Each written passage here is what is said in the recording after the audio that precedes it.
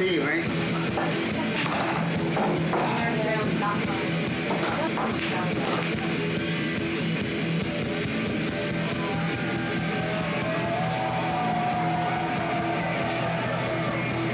How was the scene in Stoke around that time? Everybody our age wanted to be a part of what was happening, you know, just like any other trend. Punk rock happened, you know, teenagers, just like parents before that, and my grandparents before that. But we didn't see it like as a trend, it was more of a, well, we didn't know it was going to be a way of life, which it has become. Very young.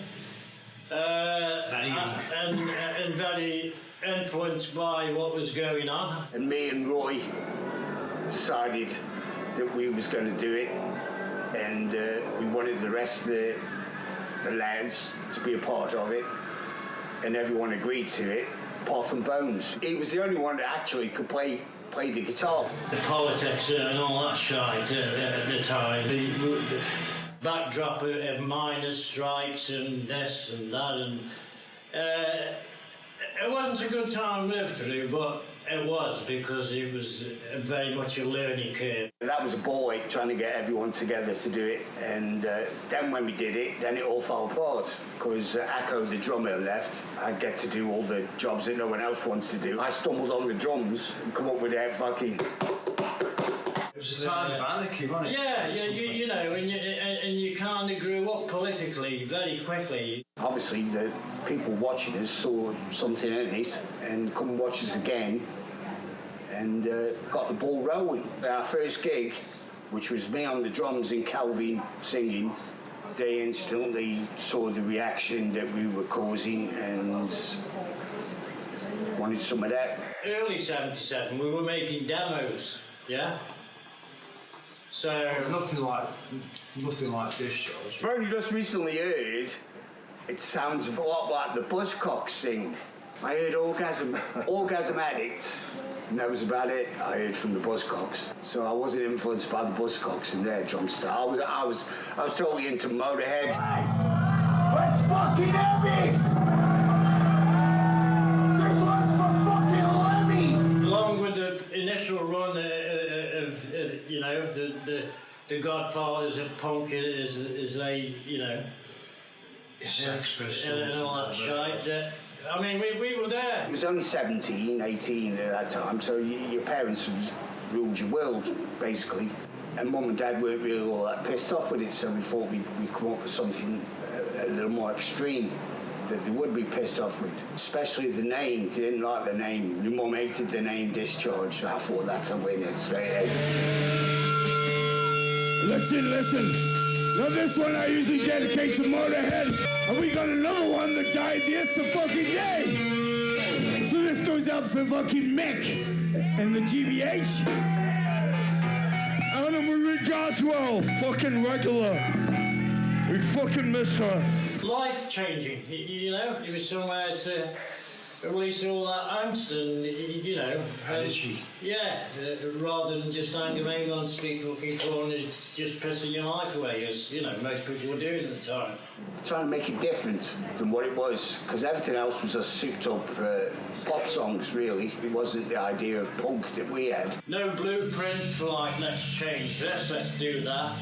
The band just changed totally, yeah. Yeah, and the sound, believe Thrash was the singer, then yeah. he became the drummer. Yeah, and Calvin became the singer. You wake up sometimes, you think, fuck everything, fuck this shit, what's the point? But you channel that into anger, and you turn your anger into positivity. No one was doing anything different, you know what I mean? Everyone was playing the same old shit with a la-di-da chorus even there, and then you got fucking Oi that come along and even made it worse. We didn't want that. We didn't want that. I don't know where that came from, like, because we just... Well, obviously it followed the pattern that I was playing on the drums. The music followed that pattern. And we just stumbled on all the chords that we were using were more appetizing when they were like minor scales.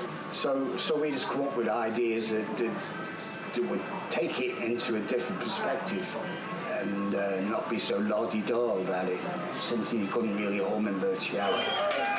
You guys want more of this fucking racket? We had shit gear. We couldn't afford decent equipment. So we were using amplifiers from the 1950s, and they were made cabinets, you know. So they just gave us this really earthy, fucking noisy, you know. And we thought, yeah, that's... The fact that we couldn't play that. And we thought, yeah, we kind of go with that. It wasn't like a conscious decision. We just felt like doing what we did, and we never thought anything of it, really. I'm not even sure if we wanted it to become popular. Let's get this fucking place bouncing. But nobody ever heard anything like what we did, and neither did we. It was like when we did the first single, it was like, me personally, I was fucking hell, nobody's ever did like that. Fortunately, it changed the course of music. And it's kind of weird to deal with when you think about that, because when you consider yourself to be you know what I mean, just trying to get along in the fucking music business, I didn't want to change anything, and all of a sudden you become part of a big change in the scene. I thought it was like, it was too out there for anybody to like, because it was like, I had to do it. The nightmare continues! And then I heard the Rehearsals War on John Peel the first time we played it. Like, we were all sitting around the table, like, just listening to John Peel, and it came on the radio. Discontent and content. Yeah, and it was like, God, we've just been played on the radio, you know what I mean? It's like, wow. We played with Sham at the Victoria Hall on the street, and we gave him Tanya gave him the demos. He said, "What do you think?" And he proceeded to tongue lashes with a bunch of fucking oi oi, yeah, you'll never do a fucking thing, fuck off, this is garbage. Anybody go and see it if you were crap. You know what I mean? You could get 200 people go and see it if you were the fucking worst band in the world. There was no formally. No, there was nothing. I mean, like, you get thousands go and see, like, you know, big bands are down in the Clash. We played with them like loads of times, and we were like fucking awful. Like, we were awful. I don't think we actually realised ourselves what we were doing. Me and my brother fell out, as we do. Used to do all the time, actually, and then since I've quit drinking, kids, have you tried this? Do your fucking head in. This one is going out to the ladies. You gotta understand, it's a weird concept to us. Vent our angst, you know, to what was happening around us, both politically and socially. It just became a very much part of your life. You know, you're not even questionable. He got it right up in sounds, saying broken bones. Bones is broke from Discharge. I wrote to sounds and I said, I like the idea, broken bones. I'm going to use that title, the new band. And got another review out of it, so the ball was rolling from then on. You were just at that tender age where you could pick up the guitar and, you know, got something to say, just go out there and do it, and we did. I love the UK subs, which I got to join in '83, and I left. I just fucking, I wanted to be in that band, and I just fucking threw everything else away. And then I fucked that up later on in '85, being drunk and stupid. My thing was, I just loved playing. The rest of it didn't make any difference to me. But I just love playing. If I didn't love playing, I wouldn't fucking bother doing it. There ain't no fucking extinguisher to this shit. The second time around, you're a bit wiser, you know a bit more. I mean, we all got fucking shafted big time. First time around. We have done this time, but not as bad. You know what I mean? It's like swings and roundabouts, isn't it? Yeah, initially we were just young and naive and now we're old now. I'm from the US originally. It played in bands for about 30 years. Generated a lot of money for our record labels, but we never saw anything of it. But then again, though, it wasn't about the money. No, not no. It's Didn't really make any difference. I had a job, so I didn't care. So. This next song is called "We Take Part in Creating This System That We All Must Suffer In." It's all fallen into place. Like it was meant to be. 90s, I joined the band Ministry, which what sealed my deal over in America, and I could do anything, basically, over there with music after that. And I come back in 2002, and I got Calvin, because no one else would do it, so I had to do it. Even though I'm over in the fucking America, I had to put it all together and get Calvin to agree to it, which took another 2 fucking years. I've been pissing and moaning. And I was like, you can't leave the band like this. You can't just like let it fucking die with what you've fucking done to it. And I thought, well, with another record, that was going to seal the group back together. But no, he dropped the ball, said he didn't want nothing to do with it after that. I spoke to Ian Glasper. He's like, try Rat from the Varukers. And we had him come over for a rehearsal. I looked at everyone else and was like, we're all right with that. And everyone's like, yeah, let's do it. But he did his bit. I love that song, fucking, the beginning and the end. Love that. That was like the last thing I've done on the drums. How did you come about joining the band? I mean, I knew Taz before then. When I played in a band called Wasting Life, and we supported Discharge in Stoke. And I knew Rainey's sister at the time, and Rainey was talking to her. She says, you know, I want to work with this guy. It was talked about, and then, you know, we did Broken Bones, and then eventually, I guess, you know, not really my place to say, but whatever happened with Rat, happened with the Rat. And then I got a phone call next thing. I was more comfortable with Discharge than Broken Bones, you know what I mean? Broken Bones is a completely different vocal style. The way that we constructed Broken Bones songs was using more blue scale choruses, more changes and stuff. And you know, it was because that was what I wanted to do at that time. It was more like a fucking R&B band, like a more rhythm and blues, like souped up, like a Dr. Feelgood meets fucking The Damned. It did help a lot though, all them big bands covering your songs as well, didn't it? Yeah. Because people like them wanted to find out a bit more about Discharge. With Discharge, it was a big name, and I just thought, well, because I knew what Rat went through. You know, he used to do a lot of slack basically because he wasn't Cal. I said, I will do the gigs and see how it goes, you know what I mean? If it goes well, I'll stick with it, you know what I mean? But I don't want to be like the guy that's just getting all this shit all the time, you know what I mean? So I did the gigs, and it was nothing but good feedback, you know, and so I stuck with it. I mean, I did meet some in the American communities, Metallica and Thrash. They were like little kids dancing at the front. yeah. Well, we were little kids, you know what I mean? We were playing the O2 Metallica tour. Like, who was the singer? It was drummer, wasn't it? It was at the Underworld in Camden. I saw him when he was playing. And he went up to the t-shirt girl and goes, there's only 3 t-shirts. She didn't even know who they were. She didn't know who you buy one like everybody else. We were playing the fucking O2 the night before. They just walked off, huh? Didn't bother. We had state control. Now it's our fucking time. This song is called Decontrol. As far as putting out your stuff, getting people to look at it, it's you can't fault it really. It's amazing. But like you say, the music business, it's to get your arse out of it. Which is good in a way. Fuck 'em. As far as sales, I mean, I think it affects that because it's like, you know, obviously people just download shit, you know what I mean?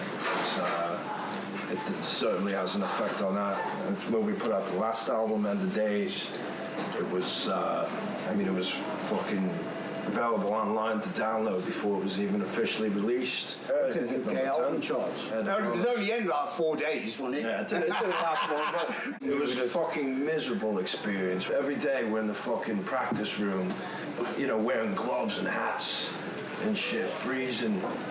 But I think that's kind of what added to the album. It's the same thing when we recorded it. It was just, you know, it wasn't anything fancy. It wasn't a fancy place. You know, it was just a small, very small, basic recording studio. But I'm sure the place that got mixed at was fancy. Is that how you work creatively? We haven't got a formula of like constructing our tunes. Like when we get together in the rehearsal room, we'll all have a throw, and whatever sticks. Someone comes up with a riff, you know what I mean? And it just goes from there.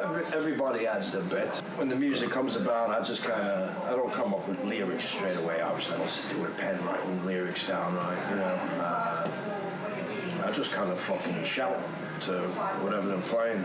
Try to shout, see how things fit.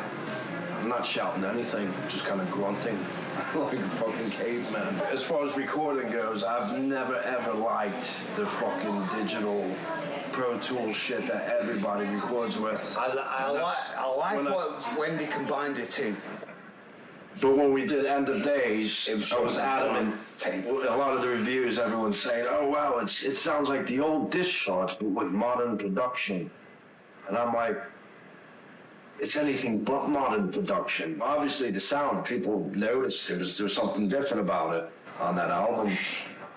But to them, it was modern sound. I think youngins are got it worse today than back then. In a different way. Everybody tries. Nobody can do what they really want anymore. Everybody just tries to jump on a bandwagon. Like, shall we be like this? Shall we be like that? There's no creativity left. It's do this, do that.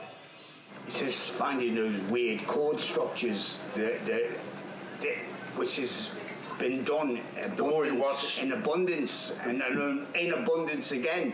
You know what I mean? Since this music scene has took that curveball and changed, now it's just like, wow. And listen to this. I'm a labour man. Always have been. That comes from my parents. We're very working class, you know. Where we lived was rough, you know, and it was all about kind of survival. I have a love-hate affair with fucking politics. Sometimes I really pay attention to what's going on, and then it just makes you that fucking angry. You could have ended up, you know, being a thief, ending up in jail, being a comedian. Thank you with Discharge! Cheers, guys, thank you!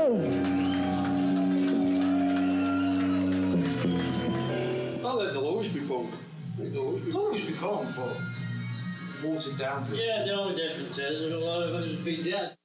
In the UK, it just seems a bit like, you know what I mean? Stagnant. It's all. But then again, there's not much a younger crowd there, is there? No, it's age. You go abroad, everywhere else, you get younger people, you know, all ages really, obviously. But in the UK, it's predominantly just fucking middle-aged men.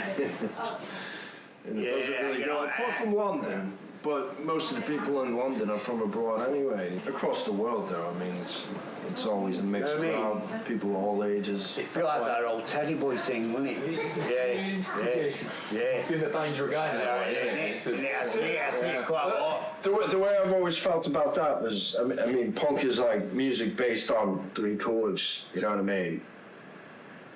And there's only so many variations of 3 chords you can play, you know? And that's why, you know, people ask me what newer bands I'm into, and it's hard for me to find newer bands that are really good, that are different anyway, you know what I mean? Well, it's all about what you do with them 3 chords. Some of it's been memorable and some of it's not, man. It's like, some of it's good and some of it wasn't. Insane, actually. You know, you can visit these, you know, Asia, you know, Japan, South America, all these places, and Russia, you know, and for a lot of these countries, it's just happening. One, it's the first time they've got a voice because, you know, like politically, you know, like the fall of, you know, communism and all that. You know, for the first time, kids have actually think, you know, oh, I can think for myself. It's hard to like not to pigeonhole bands into certain categories.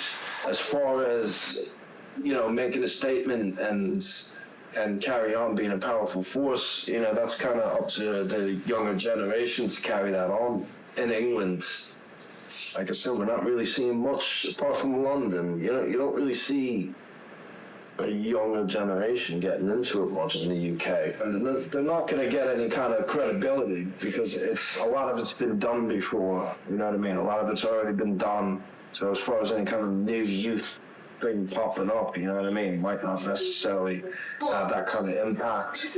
As long as you keep playing, people can see you. Why not do it? You're not long on the planet, are you? Well, it seemed to be more popular than since I've joined. As long as we can still play, we'll carry on playing. It'll never die, you know what I mean? I just don't think it'll have the impact that it once had. You know, I don't think it'll have that fucking impact that punk once had. Because, you know, if you want to talk about the glory days of punk, it was new. Cheers, kid. Get it. It's gorgeous, isn't it?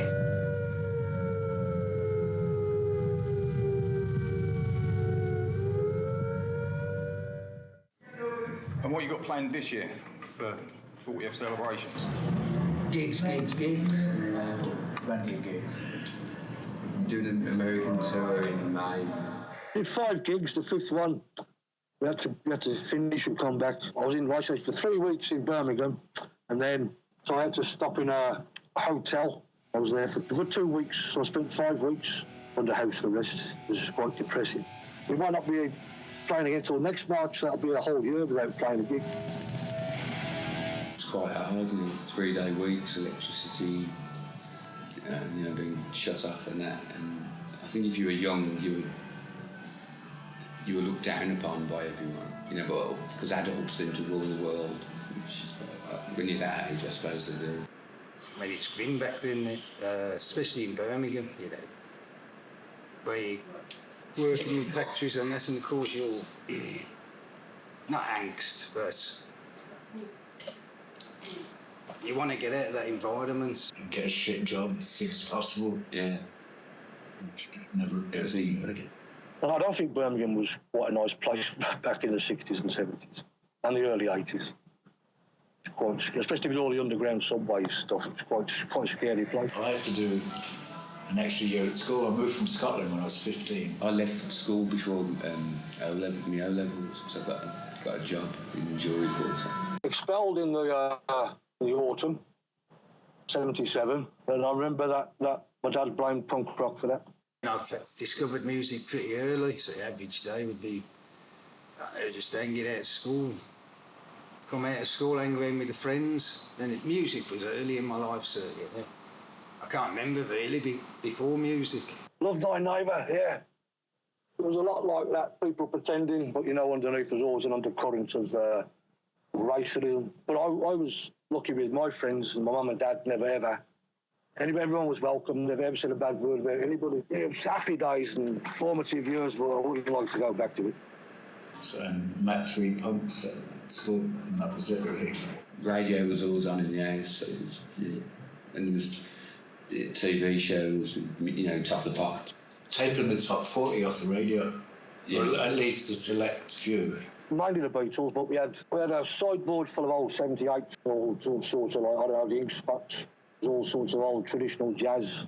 I was into Adam and the Ants, and there was the Sex Pistols. Started reading the papers about punk rock, and I looked through the gig guide in the Daily Mirror, and I always used to see the Clash and the Damned, so I always thought the Clash and the Damned were one band, but they always seemed to be playing gigs in London together. So then started getting into that, and then there was a programme on ITV called So It Goes, I think. The Sex Pistols were on, and then that was it. Downhill from there. We had these crystal earpieces, mono earpieces to put on the radio. We used to listen to Jean Peel every night and night. It looked like a deaf person. Yeah, absolutely. That colour as well. And hearing I'm Stranded, I remember been reading about it all in Sounds and whatever. And hearing I'm Stranded, kind of put everything together. I'd heard at school people mentioning punks and this and, there was nothing, no one had any real evidence or truth about what it was. It was all like rumours. And I heard tunes of punk rock and I thought, wow, it's brilliant. It was a bit naughty and a bit, you weren't supposed to be into that. So that made you want to be into it even more. Butlins with my mum and dad. And I'm doing some penny machines over, and that's just funny in a bit like a teenager does. Then I heard this song, which got me into this mess, into this beautiful thing. That was Peaches by Bloody Stranglers. I stopped and it just took me.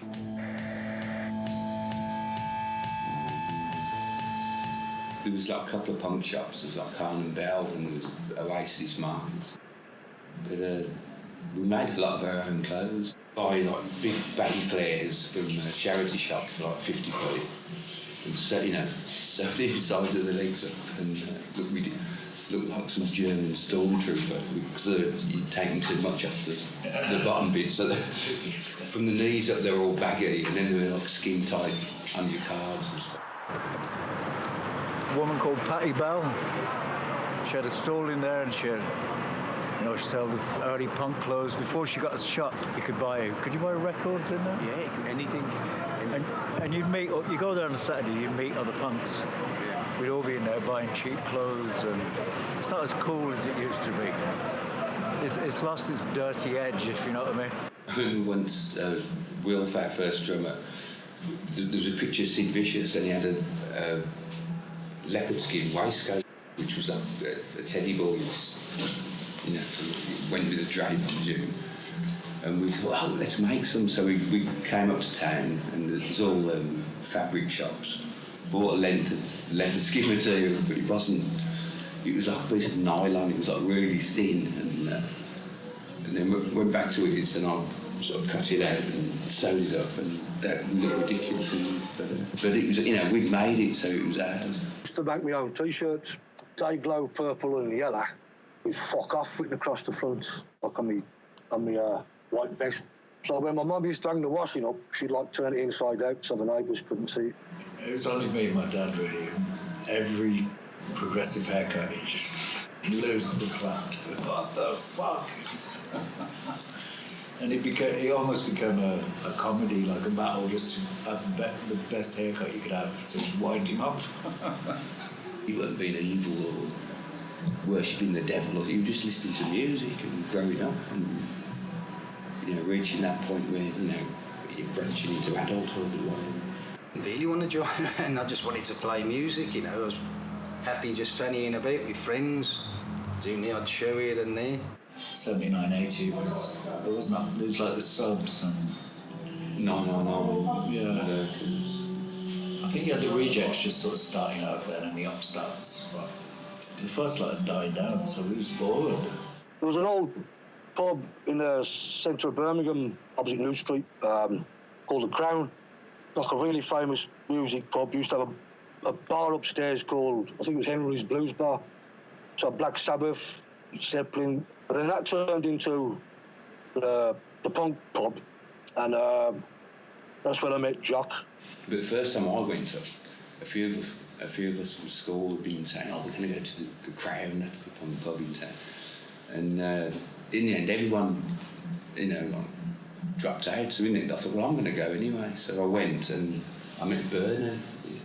She was standing on the door, and I said hello, and I went in, and it was like being in a youth club where you didn't know anyone, but you had something in common with people. And then it just became, a regular thing. Friday and Saturday, we'd go to the Crown. I think it was the more adventurous or naughty kids from every school that met up. The Crown was in like the centre, so everyone came from like the suburbs or whatever. And every little sort of pocket of people had a sort of band together. But ours was different because we all came from different areas, and we just went one stage further and actually did it. We were all kind of the audience of the first wave of bands, punk bands, and then it took a while for us to get ourselves organised into some sort of band. We used to rehearse in Boring John, our old roadie's bedroom, which was upstairs, because it was the biggest bedroom. And we used to talk about it all the time, plan things, and have little dreams. Made some recordings with a mate, and I was playing my alarm clock, and he was playing a Bulldog clip on an acoustic guitar or something. But we used to tape it. But then we just got more and more sort of serious about it. And I had I had an out of 50-watt Park amp, and I think you got a speaker from somewhere, or borrowed someone lent it you or something. So we had everything going through one, you know, guitar, bass, and vocals to one amp and one speaker. And Wilf used to play an electric fire because he didn't have a drum kit. I think that's part of the sound as well, was the shabby equipment we had. Any guitar you could get, someone gave me my first guitar. You know, looking back, it was a terrible thing, but it was my guitar, you know, so I was proud of it. But all those shabby, shitty bits of equipment made the sound. I was reading an interview with Bones from Discharge the other day, and he was on about like his favourite bands, Sex Pistols, Thrash, and well, same with us, I suppose, but the sound that was coming out was completely different to those bands. I mean, I remember the first time I heard Discharge, I was like, what the fucking hell was that? It was great. The sound is going to be a bit harder because of the industrial heritage and all the metal music that comes from the area as well. Well, this is sunny Digbeth. Lots of old factories and stuff which have now been taken over, which is better than knocking it down and building a big Tesco or whatever. And this is where the Peaky Blinders used to be, like the real ones. The cultural centre of Birmingham now, and they're going to knock it down. Our first gig was about 300 yards from Digbeth Civic Hall, which is now called Institute, yeah. It's this corner down here. That was it before our first gig, that was. You see the basic shape of the big room, sort of the brick. Our first gig was with Boys and Girls. He came in and he goes, I've got us a gig. And I felt his stomach dropped. Oh no, we can't do it in front of him. It was a prostitute's benefit. He wasn't that busy, but it was. No. It felt like. When we were first on, so there was 12 people there or something. It was great. Played football with Colin when I was about 10. I've known Colin since I was 10. And then Jock and Colin, Sean and Will formed GBH. And I said, I was always badgering Jock to start a band, get me in it, even though I couldn't play anything. Still can't. And then I think about 3 months after the first gig, Jock phoned up and says, join the band. Patty Bell came and said, afterwards, I thought you were very decadent. Black Sabbath played the first gig, they were called Earth, in '69. It was also the site of the first live recorded folk album in 1963 with the Campbell brothers' father from UB40. Their dad was a famous folk musician. It just seems such a shame to leave such a piece of our history and Birmingham's history, like, to be honest. You can see it's just the building should be left. I think at least someone would make the effort. I mean, for £1 million they could have that pub and turn it into like some kind of, they're talking about a museum cum hotel, which would be a nice bit of history from Birmingham, but they don't seem to care. They're just letting it sit there and fucking rot. Black Sabbath is one of the biggest bands on the planet. Sure, they've got £1 million in the back of the sector. It could be a tax. It's a listed building, so they'd have to redevelop it inside at least. Yeah, luxury flats or something. More luxury. Just what you need. Yeah. That was a big part of us, because we built the stage there as well. We used to rehearse it sort of once a week each, and we didn't have any money the one week, so we were just sitting in the corner with a half each, trying to make it last. And Tom, the gaffer, came and goes, why aren't you rehearsing? We haven't got any money, so... And he went, go and build the stage and you can rehearse. So there was hammer, nails, bits of wood, big beer crates, and... No health and safety. The first ever gig, I thought, what am I doing? I don't like this. I was over 50%, I wasn't going to do it, couldn't do it. Punk rock hadn't come along. G.B.H. hadn't come along. But I really don't think I'll be in it. I had a lot of personal demons back then, but I still have a big. I started drumming, I suppose, when I was about 15, 14. I was a late drummer. We always played with friends and that. Enjoyed it immensely. Covers, bands, what have you. Then I heard of there was a drumming slot going for a band called Bomb Disneyland. My friend Tomo knew of them, put my name forward, had a go at it, and it worked out. The subs played Birmingham, and somehow Will found out they were staying at the Midland Hotel. We all sort of snuck in the bar with her and was chatting to her. We said, "Oh, can we support you?" One of them said, "Yeah, we're playing the meeting in like 2 or 3 days' time." And we turned up, played a couple of songs, and walked home. We thought we'd made it then.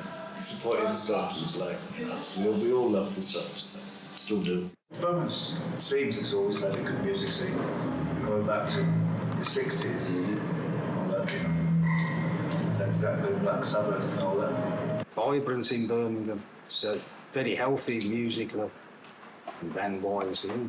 The Birmingham scene, you know, sort of built up around blossom around our gigs. We started doing gigs at the Cedar Club, and that's how we met Discharge. Supporting Discharge in like 82, and then just about every show was sold out. And they said, "You can support us in Sheffield next week if you want." And, you know, it just sort of grew from there. They asked us to do the British tour with them, which led to us meeting Mike Stone, play records, and we played Hanley Victoria Hall. And we played the gig without Ross on bass. Well, I was still working on the milk then, so I'd sort of knock around off in the morning, go to the pub, spend all day out in the pub, that was basically it, and then practice for 6 hours, back to the pub. We had to start without him, and he came for the last song, so we just jumped on stage, plugged in. And we were all a bit confused, I think, afterwards, sitting in the dressing room thinking, "Oh, was it any good?" You know. And this guy poked his head round the door and said, "Oh, Mike Stone, good show, lads." We've done a demo tape in between. Give a copy to Cal for Discharge, who'd give Mike Stone a copy, so he'd heard it. We thought he was taking the piss at first when he came in, you know, after we'd done a 3-piece gig. Mike Stone had a little record shop. We got a coach up from Birmingham to Stoke, so we pilfered loads of records. So we signed for him the next week. People think we played records to everyone. You know, they didn't. Well, it was a lot of tribalistic rivalry as well back then, so even if you look at not just punk rock, all through society, I think it was the same. You'd run the gauntlet like a Saturday, you go through town, every tribe, you know. When we were leaving the Crown and walking to the bus stop, you could get into a fight with a bunch of skinheads or a bunch of bikers or a bunch of straight people. It was like, have your wits about you and run fast. Everyone hated us for some reason. I suppose it's because we were the latest cult. Yeah, the 10 boys. So you learn to run fast or fight on a run fast usually. The Crown's on the opposite corner, and when you come out Friday or Saturday, there'll be meat wagons and police just go, and if they didn't like the look of you, they'd like smack you around the head, throw you in the van, and do you for drunken disorderly, which, you know, you couldn't really argue. You know. And but one night there was a huge fight. A couple of coaches with police cadets. Well, they came down from the train station. There used to be stairs there. Yeah. We were across here. And there's a load of guys. We didn't know they were cops. They were police cadets. And we found out they just qualified. Yeah. They just, become cops. Basically. So they're all drunk. So we ended up battling in the Midland Red bus station there. And the police came to break it up, we're all fucking going at it. And then when they found out they were all police cadets, they lined us all up, like us here and the cops there. And they were asking, who are you? And we found out they were police cadets, and the guy was like, what? He was really angry, the cops. What kind of way is this to behave? And while he's shouting at the police cadets, we all went. We did sort of get arrested once in one of the marketplaces. They said we'd stabbed a copper in the eye. So they took us down into the basement, kicked the back doors open, and there was about 12 cops in the back of the van. And I thought, that looked quite nice, considering one of theirs had just got stabbed in the eye with a screwdriver. Well, they let us go, so that was all good. I think it took a little bit of a dip, national, because the big bands had split up and gone off in other directions. Whereas we played different places in England, every town had like a little scene and a band. We're not alone. But it was more hardcore punk, really. GBH, Exploited, and Discharge. Around 82 and that, it was bigger than the 70s thing, gig-wise, you know. I think national as well. Yeah. It reached out into it resonated more with small northern towns and things like that. It wasn't so much focused on London. I think it was more genuine, to be honest. It was a more genuine era. And a genuine feeling of, fuck me, I can do that. You know, that looks good. That looks good fun. I can get involved and I can play what I want and get my opinion over and good times. The anarcho side of things, like conflict and stuff like that, was, you know, Colin's a vegetarian, so I'm a vegetarian. They helped me towards that. I've got a lot of respect for that side of things. And then you had the oi thing.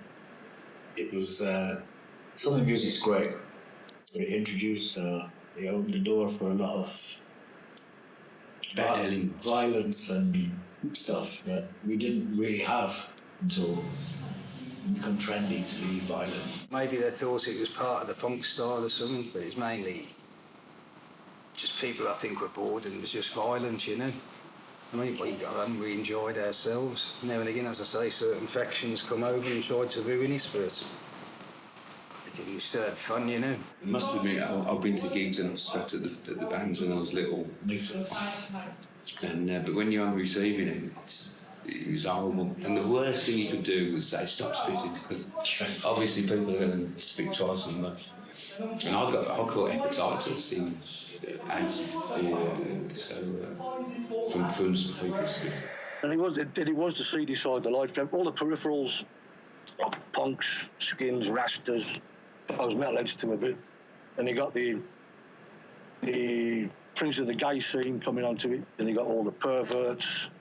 It's like 6 or 7 different genres of people coming together. If you wasn't streetwise back then you would have definitely preyed upon. Back then, you just had to get on with it, do whatever backgrounds you do with it at the time. You don't go running off and get counselling for it. It was quite common to get attacked back then, just for looking in some way. You know, people get upset today by being called names on the internet. I got beat up on the bus at 7 o'clock in the morning. The bus is packed, and he got on a few steps after I did. Turned around and just spat in my face. And he just like smacked me across the face, and no one on the bus said a word. And I saw him a couple of times after that on the bus going home at night, and I was sitting there one day. And I looked at the bus stopped, and I looked out, and he was standing in a shop doorway with a dog on a piece of battleship chain, like this huge ape. And I saw him. I remember the first time I went to America, when we got to like LA, people thought we were millionaires and thought we lived in castles and each had a Rolls Royce. On their own jet. Yeah. We were all on the dole. Was it 18 quid a week or something? It was an eye-opener, yeah. Acid, lots of different drugs. You get to see all these places you only get to see on television. It's a totally different world, it really was. It was the wealth aspect of things, because we go to gigs and they're all got nice cars, not just old bankers. And I was thinking that in England, we'd be getting the bus.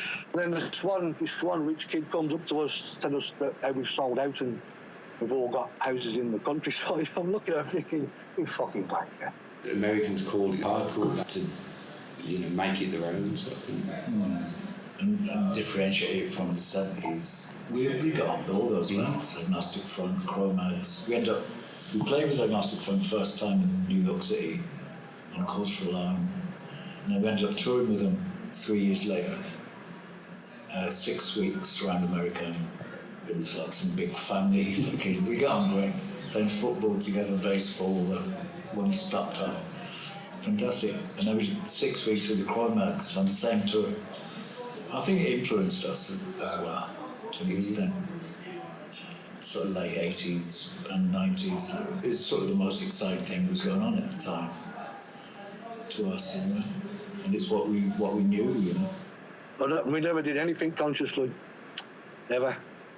As a band, we've never ever sat down and had a meeting about what music we're going to do, what direction we're going to take. It never ever In 40 years, has that ever happened? We turn up for a gig and people think we're huge, rock stars, or which we're not. They're trying to belittle you and embarrass you and stuff. So they're trying to find faults. And being accused of acting like a rock star. A lot of it was snobbery, I think, especially because we couldn't really play that well. Perhaps a couple of the songs, perhaps we were a bit naive, we shouldn't have done. Because I think about that the other day, songs like, oh, I think you know what I'm talking about. One of the mistakes you make if you go on YouTube and then you scroll down to the comments and then you see some of the comments, you think, oh dear, wish I hadn't done that. We're touring all the time. The world kind of seems the same. And we're coming back and I think Nirvana was number one. How was this number one? We've known of the band, we've heard of them for a few years, and they're not number one. And then everything sort of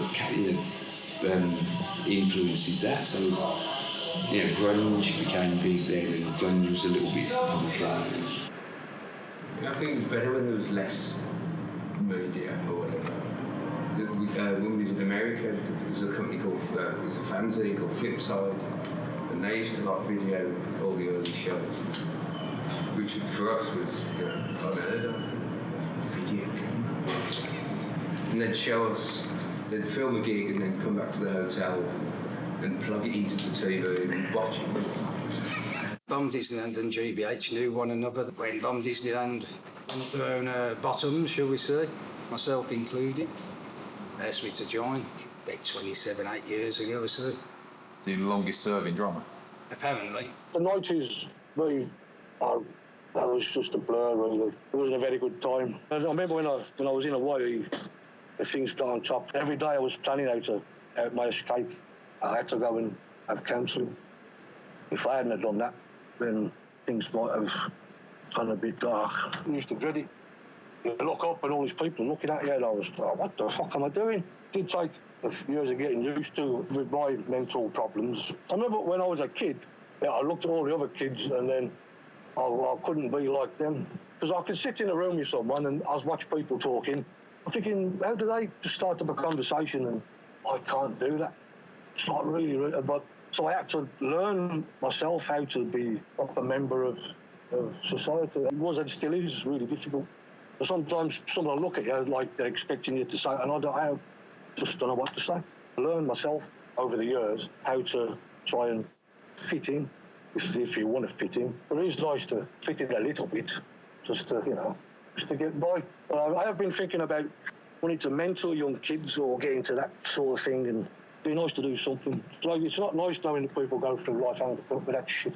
I think you differ as a person on stage to off stage. I suppose so. I don't want to say it's like acting, but you have to. If people pay money to see you, you've got to give them the money's worth. Without being false about it. Best thing to do is not think about it, if you know, and just go with the flow. Just put every ounce of yourself into it, really. Like anything. Playing football or whatever, just put everything into it, heart and soul. Don't try and be someone you're not. Nah. People can see through that. Maybe you get a bit braver on stage, You appreciate it and whatnot. But no, shouldn't think so. Hopefully not. Look, Junkies sums up G.B.H, I think. As everyone says, how we must have spent weeks producing it in the studio, I thought, fuck off. After we thought we'd mixed it, we listened to it and we thought, this is a load of shit. So the guy came back with looked like a microwave oven, and it was like an analyzer thing that fucks with the frequencies. So he put one cable in one end and his sound came out the other. And it just changed the whole sound of every song into more powerful. I think personally that sums up the sound of G.B.H. We were excited to get there, and we played a basketball court which held about 1,000 people. And as I was saying, about 3-4 songs in, the gates just smashed down, these steel metal mesh gates, and about another 1,000 people running, proceed to push us off the stage. I mean, the stage was like that height, and somehow we're playing, and there's people all over the stage, talking to you, trying to steal the cymbals. I had my jacket stolen, my passport was in it. And our roadie was standing on it, so I don't know how they must have done like a tablecloth trick. Amplifiers falling off the stage. Everything that could go wrong did on that, because we flew from Birmingham to Heathrow. That flight was late, so we missed the connecting flight from Heathrow to Mexico. So they were saying, oh, wait there, and then this golf cart comes up. And the woman goes, like, we can fly to LA and LA to Mexico City. And we said, okay, that'll do. She goes, quick, get on the golf. So we're all on this golf cart, zooming down the guy honking the horn. And then got to LA, got to Mexico, and then there was an earthquake. Yeah. I woke up in the morning and the news is on. There's cars burning Mohicans on top. It was crazy. You know, doing that. And behind him there was Mohicans. And 17 cars got set fire to. The promoter got 17 lawsuits against him. He comes right to see us the next day. He's got, guys, I'm really sorry, I'm so sorry about this. And I'm going, fuck me, I'm sorry for you, mate. 17 lawsuits. Fucking all this stuff. So you had to stay? I had to stay an extra day to get an emergency passport. My youngest daughter was 2 weeks old, so I had to phone my wife and say, I'm not coming home today. But she was probably doing 20 years after that first one, we went back and we played Monterey and a few other towns, and the mayor of Mexico City wouldn't allow punkies within the city boundaries. So someone found this venue, I think it was an hour from Mexico City or something, which is quite close because it's such a massive place. And we were in a hotel that used to be a monastery or something, so it was all weird. And then they took us to the gig, which was in the middle of nowhere, in like a farm shed where they auction cattle or something. There was about 5,000 people there, and it was just absolute madness. Commercialise from Mexico City, the same Jesus probably. And it was slightly more disciplined than the first gig, but there were still people coming on stage and like talking in the middle of a song, trying to talk to you. Hang on. And doing selfies and grabbing your guitar and stuff. We had to throw people off ourselves. It was getting that. Yeah, because there was 50 security. There was 10, and the guy said, the leader of them said there should be 50 of us, but there's only 10. But if there's too many, the kids sort of like fighting security, so they all be softly. But during the last song, our tour manager said, as soon as the song's finished, go with that guy, this security guy. So we finished, and thank you, good night, ran off, and we had to run through the car park to get into our minibus. And then we got there, and everyone, where's Scott? You know where he was. Someone said, oh, he's staying for a drink. And I went, oh, all right then. And got the hell out of Dodge quick. And then 10 minutes later, we're back in this monastery, which is all, serene and quiet. And many things happen, but it's usually hurting myself, or going missing, or being a drunken arse. But as long as I get to the show, have fun, play well, How's the journey? It's all right. Hello. Rizzle. And Jock's here as well. How are you, fella? Are you going to shop with the door? Yeah. Hiya. Hiya. You have a good one.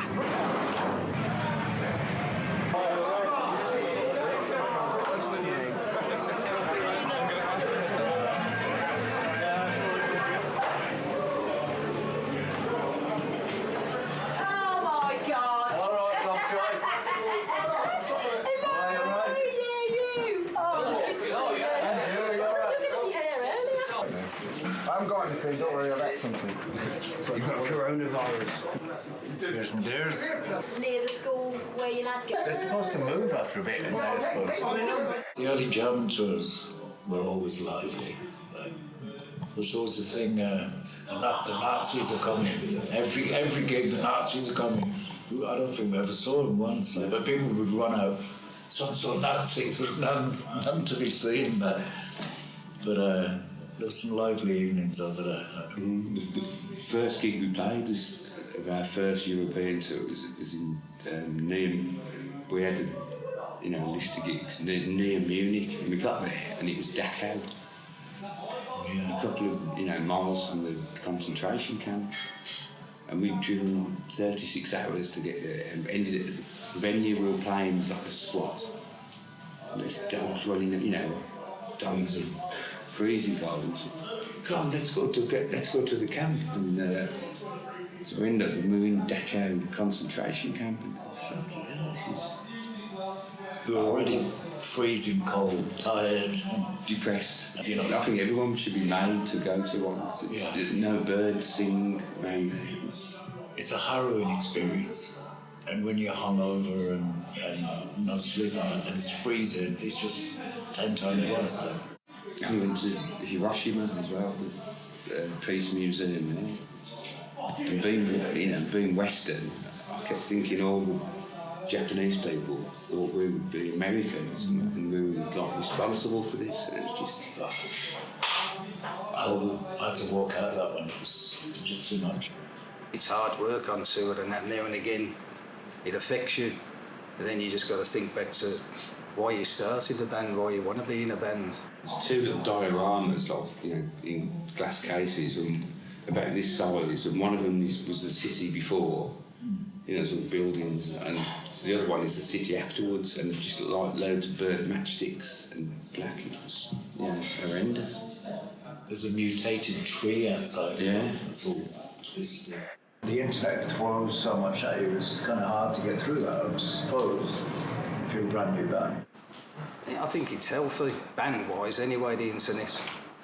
And what's going on, and you hear things and understand things about the bands which you wouldn't without it, And I think it's a good thing, I think, band-wise anyway. Weirder places now, like as opposed to big cities, like smaller towns and villages and hamlets. It's sort of everywhere. Band-wise, not mess things up for other people.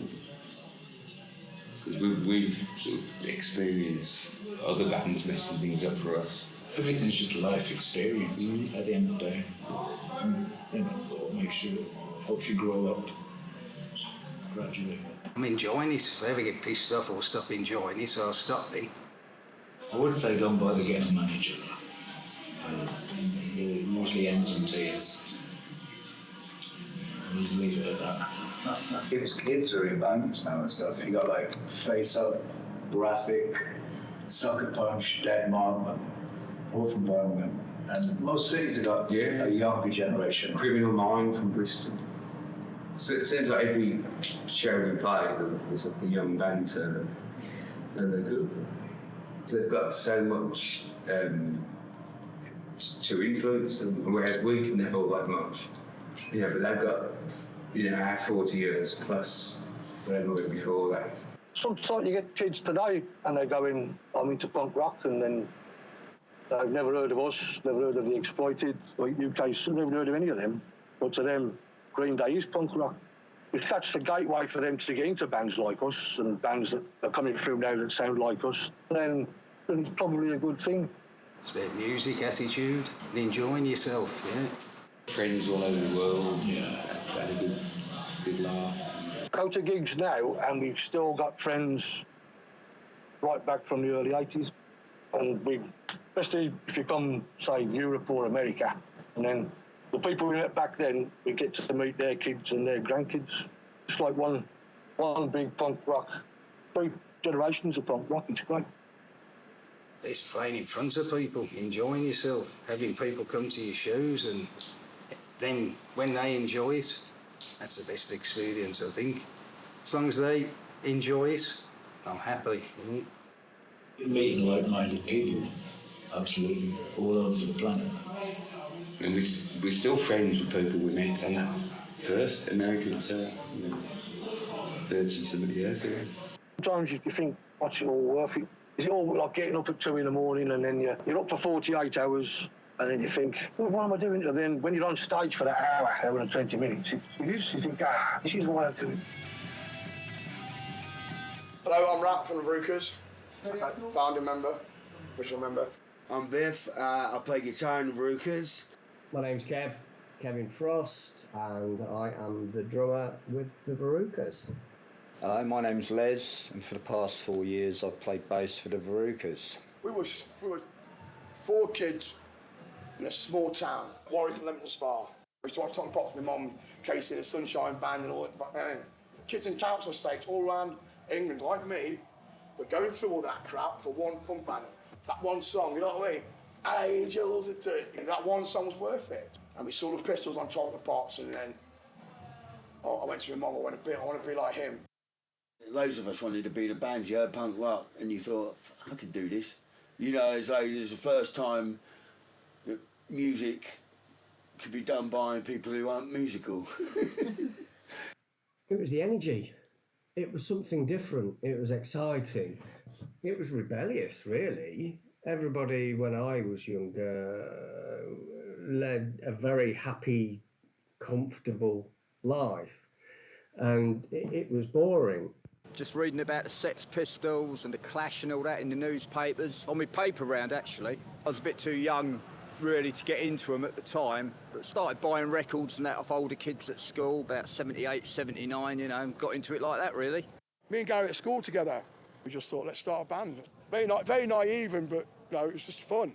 I mean, the first kit Gary bought, he sold it again and bought records. And I went and got him another kit, so he wouldn't be doing Discharge without me, either. My bass player lives across the road, Dr. Bernardo's home. It was like a home for unwanted kids. Carlton, his name was.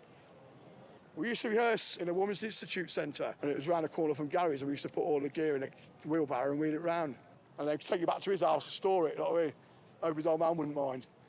And you know when you start a band, yeah, with an acoustic guitar, where's my shoes, Mom? I want to go out. You know, it's how you start, you know what I mean? You know, it just starts off that way, just very naive. And we met our guitarist, we saw an advert in a shop called Oxfam, charity shop, and it said, Warwick, guitar, he just moved there from Brum. And we went to knock on his door, look at him, I was on the same estate as mine. We had a suit on, and we thought, oh, that's not very punk rock, is it? But he'd been to a wedding. He was into Rush, you know, I don't remember his name. He put his foot, I never heard a fuzz box till then. Because, you know, I went, that's it, that's what we're looking for. Just naivety, innit? You know what I mean? Where's that plug into? But that's how you learn. We did actually play the school, first of all, in the hall. And they shut us down, we didn't got one song. It was like, oh. You know. So that was like, oh well. But we thought it was great, because you know what I mean? It's like punk rock, innit? Our school was at Martin School. We used to practice at Dr. Bernardo's across the road, because Carlton was an unwanted child. But a lot of the children there, we used to play in front of them, and we practiced in his shed, it was free. And the second group was a women's physio cell block H, detention centre. It was scary. You know, we were young kids, we were, you know, skinny, 17 yards, thinking of beating these. The women's detention centre, like fucking finger tits. Fucking hell. Who booked this one? Oh, fucking need it. You know what I mean? Just any way you could get anywhere. To them play a gig. I saw one of my ex-girlfriends in there as well. I was like, oh my God, hello. And we'd absolutely shit ourselves. Right? Big bruises. But it was a gig. We just play anywhere. Like, get it under your belt. You know what I mean? We just jump on a bus with our amps and just go to Stratford and try and barge pole. I mean, people say the Pistol, a lot of bands do that. We did it. We just barge pole. Hello, we're the Varukers. We're booked to play here. Are you? Yeah. And we got away with it. We're like, right, we got on for 3-4 songs and we'll see what happens. And eventually they threw us off, but it was just fun, you know. And we played in the countryside, Lapworth Community Centre. We didn't expect anybody to turn up, but it was pretty full. The local bikers turned up and we got a fight break. You know what I mean? It was like scary time, but they were interesting times, you know. And we just hung around doing gigs, going to gigs. You know what I mean? It was very punk rock. Me and Gary were like typical like 80s, leather jackets, bondage trousers, spent a fortune on clothes. Bruce was like of his own, made his own T-shirts. He had no money, so he didn't support his kids. Didn't support. He spent on just T-shirts and wearing cowboy boots and a duffel coat. At the time, you think, my God, but you know, he was being more punk than ever. And we dyed his hair, he had really curly hair, like Ronald McDonald.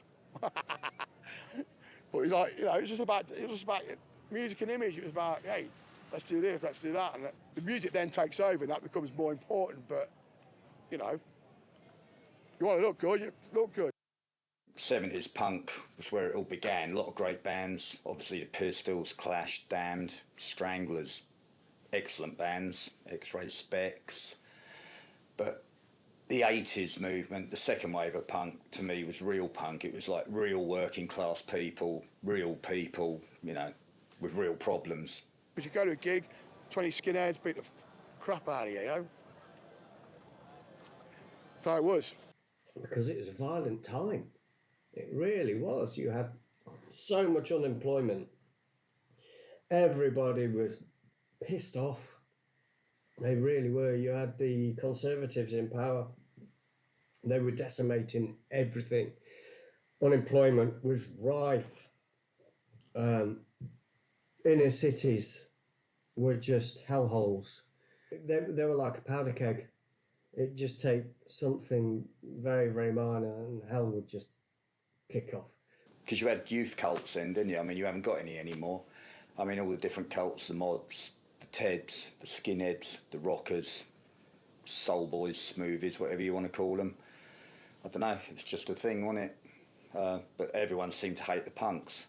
I just remember going to gigs, like, because I didn't live in London back in the early 80s, going to gigs on the train from where I lived, Hastings, Rye, somewhere like that. Every night after the gigs, like trying to make it back to the train so the skinheads didn't catch up with you, or hope when they got on the train they didn't walk through your carriage or anything. But I mean, a lot of the skinheads were great, all there, all enjoying it with the punks. But yeah, the boneheads, the Nazis who got infiltrated, didn't they, by the National Front and that, you know, recruiting.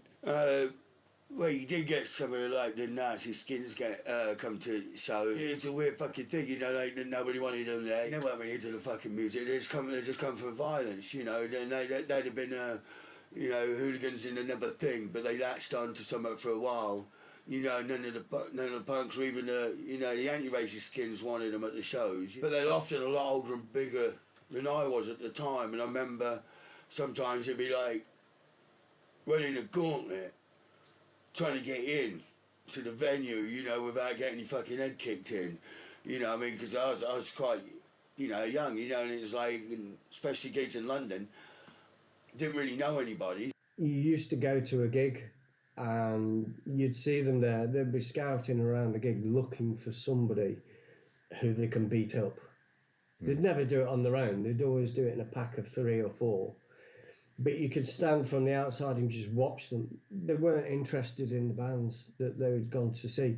They were just too busy looking around, seeing who we can pick on. I mean, I tried to avoid getting involved in the fucking fights. Of course, sometimes you have to. And it was every gig. Every gig you went to ended up in a big fight afterwards. You know, I was about 3 foot tall. I used to stay away from it all. Well, I couldn't do anything. I used to get beaten up regularly by boneheads. And even now, can't stand them. Really can't. Yeah, I just think they're an utter and total waste of air. They're just assholes. Just went there for the trouble. Right. Well, we're working class. So am I. My old lady's worked all her life, 2 jobs. You're a peace punk, you're a communist. I mean, no. I hate to see people getting hurt. I hate to see people dying for the sake of fucking dying. You know what I mean? I know there's going to be wars, but, you know, I don't think we change it, but it makes me happy to, you know what I mean, to write them sort of things. If we go, you're an angry person, right? Not really, but I can't do noisy songs. It's just not me, you know? I believe in everything I say, but it's going to be angry.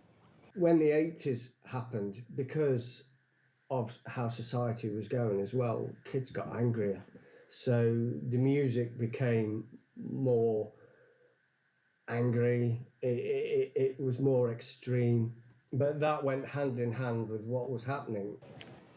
We heard Discharge on a tape machine, me and Gary right from the start. We was like, wow, it's what we're looking for. Everybody just gave us a new direction. And from then the songs got harder. I mean, Bruce guitarist wrote a lot of the melodic stuff, you know what I mean? And then we started to put in like Protest to Survive, and we just added a little bit here and there. You know, we wanted to do a bit faster, harder songs. It was a really natural progression. There was no plan. It was just we hit it harder, and it, you know, distorted the bass a bit more, and it came out as it did. Obviously, we got influenced by Discharge, Raise the Wall, that sort of stuff. But we wrote Protest Survive before, you know, I mean, No Scapegoat, we nicked off Why, obviously. We took influence from them like they did, but Protest Survive was written, well, Gary Maloney probably wrote it because he was on bass for a while. And we just wrote it down, just straightforward. See, Gary Maloney never did the D beat. Gary Maloney never played D beat. It was a thrash, like, you know what I mean? I hear nothing, see nothing album. It's totally different to what Tez was doing. Only Tez did the D beat, you know what I mean? Which is good, because Gary Maloney took the Varukers beat. It's called the V beat, really. We just did demos like everybody else. Bruce went to Inferno Records with a tape, and they said, we'll sign you. We're like, sound. Then Dead Richard got signed, then Drongo's, all the same sort of time. And, you know, just the thrill of it, you know what I mean? Didn't care. Then he didn't care about money. It wasn't about anything like that, you know what I mean? And Protest Survive came out. It was just a right title for the record. We just, you never know. Could have been Soulja Boy. Our first view was a bit like Discharge, best like Discharge band around. That, and then Don't Be a Victim came out, and then we just kept releasing lots of records, you know. But we're getting impatient because Inferno taking so long. And that's when Right City popped up and said, well, I'll put it out. We were like, okay, sound. By then, Gary Maloney had left. Brian Rowe was on drums. Tom had left. We did a 7-inch called Victim. Then Tom left. Everyone kept leaving. And then we got George in on bass, and we went to record an album at Cargo Studios, where Discharge go with famous producer Richards. That's where everybody went. And we just went in, and we slept in the van 3 days. And the reason we got Bloodsuckers was because we came out the van and walked in the studio, and on the floor was a jam rag, like a tampon thing. And we just sort of went, Bloodsucker. I went, that's a good title for an album, you know what I mean? We just recorded, we only had so many songs and recorded the same ones. I mean, then we had the mad one, Schools Out, you know what I mean? It wasn't serious, it was just the thrill of doing an album. On Bloodsuckers, but the Varukers have always been like Discharge type band, but we never really were. Just took that influence, you know what I mean? The Varukers got their own sound. Bruce was very sort of the Damned and UK subs, and we just speeded things up. You know, Victim, I don't want to be a victim, I don't want to, you know, it's just a sing-along song. So we try and mix both of them, you know. But we were just classed as that because the cover was the same, because we wanted it like that on the red cover, and people bought that for the cover. And we knew why we were doing it. And when you see kids going mad to it, it's like, you sometimes wonder about songs. Victim, oh, I don't want to, is it working? SAS, But when you see kids going nuts, you go, right, well, something's working, obviously, you know what I mean? So shut up, rat, and stop worrying about it. I could never get a gig here, right, because I wanted to play it. Damien joined when he was 16, and he got us on here every fucking, we were like a residency. We wasn't packed to that, but we just travelled all the way down, you know what I mean? And the officers, it was the same old couple that run it. And she's like, oh, do you want to come and play? We'll give you burger and chips and stuff like that. They're so tight, you know what I mean? We're like, gee, I'm not going to tangle it. I think Exploited was supposed to play or something, they couldn't do it. We goes, we'll do it. Go on, Dan, get a tenner, like eat extra. You know what I mean? We didn't do it for that, we just did it, and a lot of people remember them gigs, you know what I mean? Which is cool, you know? And to play back here again, it's great. You know, it's an iconic venue, isn't it? We just did a gig in London, Moonlight Club. And this film crew were there. They said, "Can we film you?" Yeah. And we just didn't know what viral that was going to go.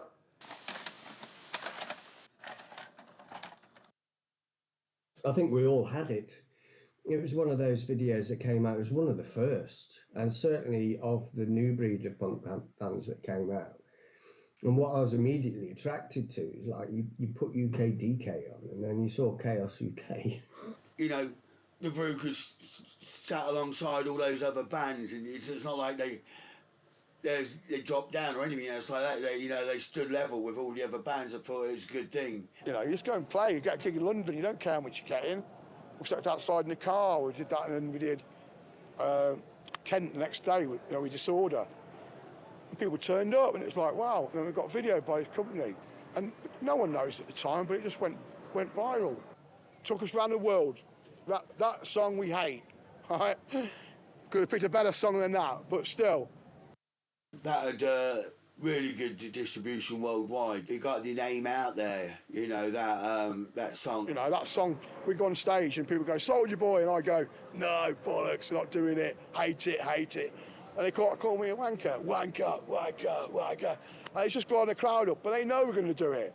And it's like, okay, attention. We're doing it. It's a legacy of ours. And that song took us around the world, and then people bought other stuff. They keep saying to me, what's happened to you, Rat? I'm like, I was 17 or 18 at the time. I'm 58 now, I'll see if you're like this. I haven't got the fountain of youth, unfortunately. You know, and it's funny seeing Rat back then, you know, they all young. My grandson saw it the other day. He's 4, and he wouldn't believe it's me. He went, that's not Grandad. So I got to play it to him. It is me. You know, we squirm at it and that, but it helped just travel the world. You know, that opened up the world to us a little. And there's a band at Chicago Rock School on YouTube. They do Soldier Boy. I was like, wow, you can't help but feel, do you know, how did they get that? It gave us an opportunity to go to countries years later when the world opened up a little bit more, you know, for touring bands. You were a named band that people would book. I used to buy sounds. I used to buy sounds every week, as I think most punks back then. I always used to look at the independent charts that they used to have in, and I used to go down the records and have a look and think, I've not heard that, I'll go and buy that.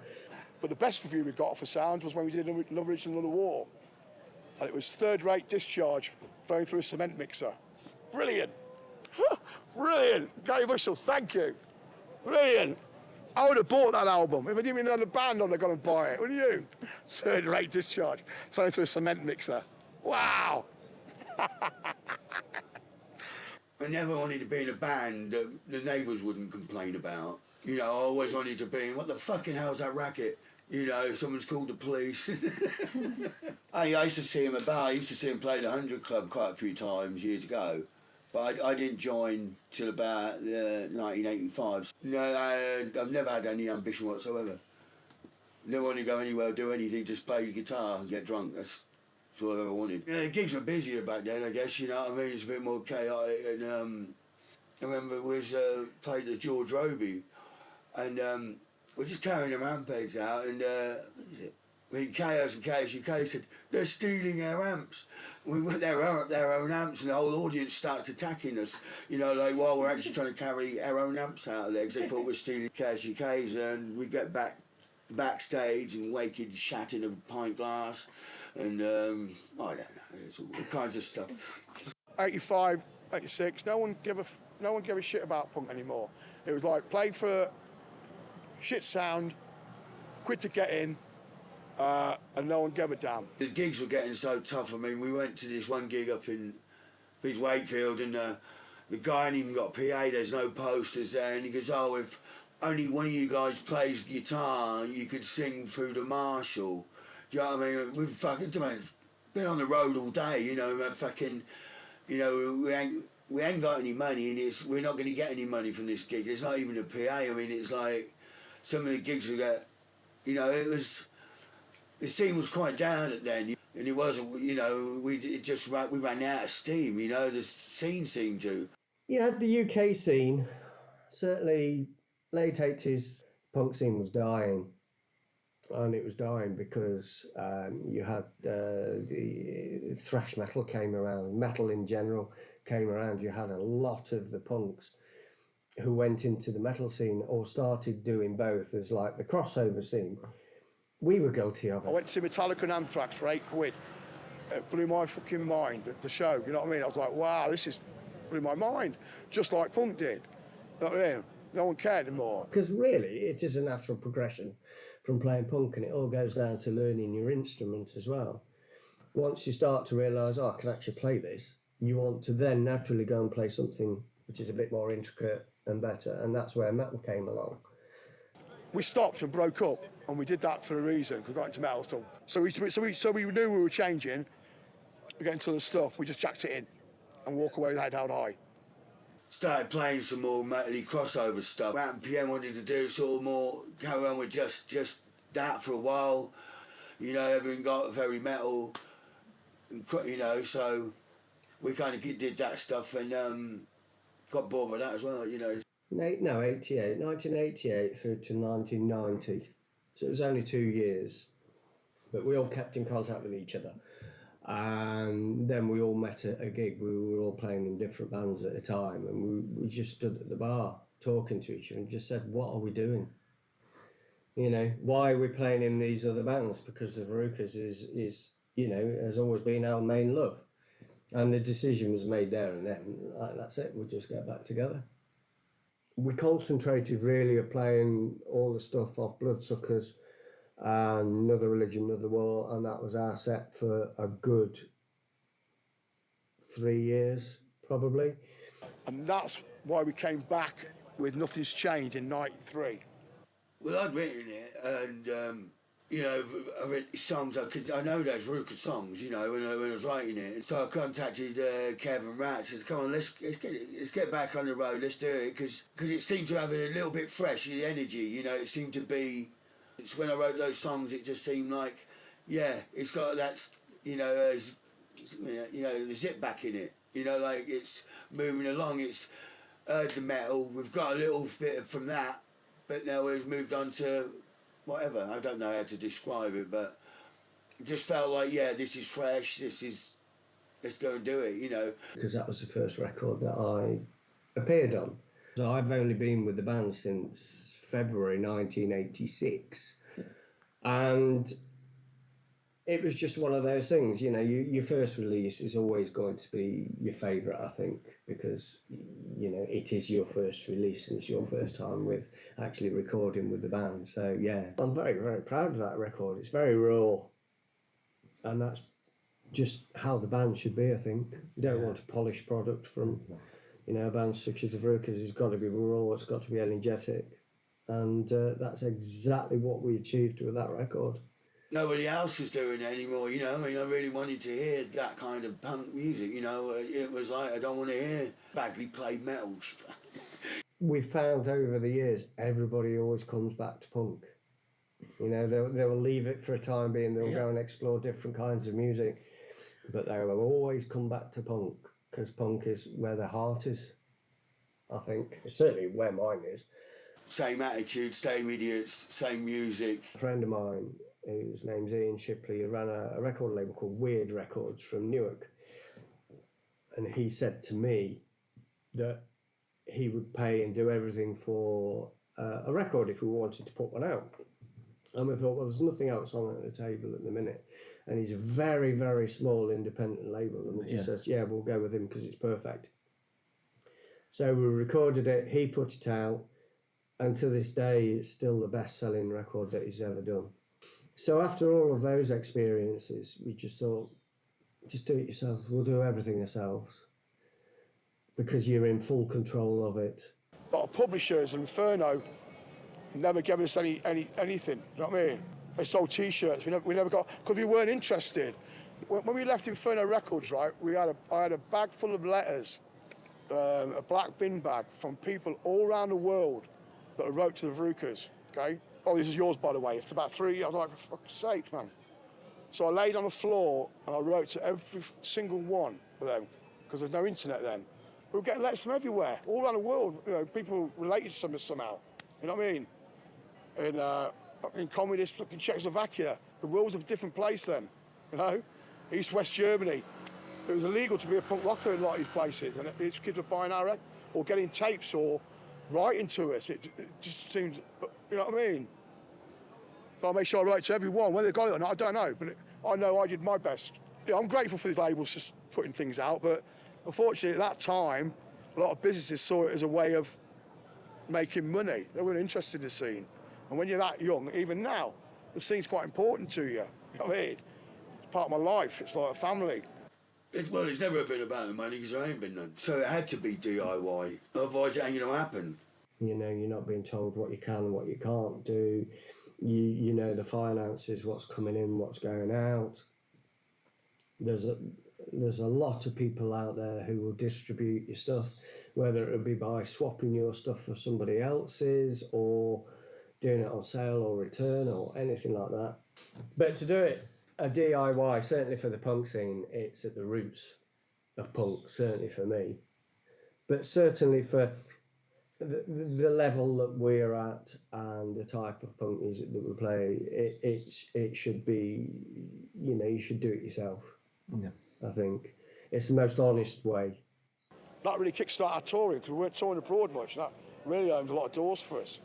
Jake from the Casualties took us over there. He's only about 15. Jake from the Casualties wrote Rat a letter and said would we be interested in going over to America for a few gigs.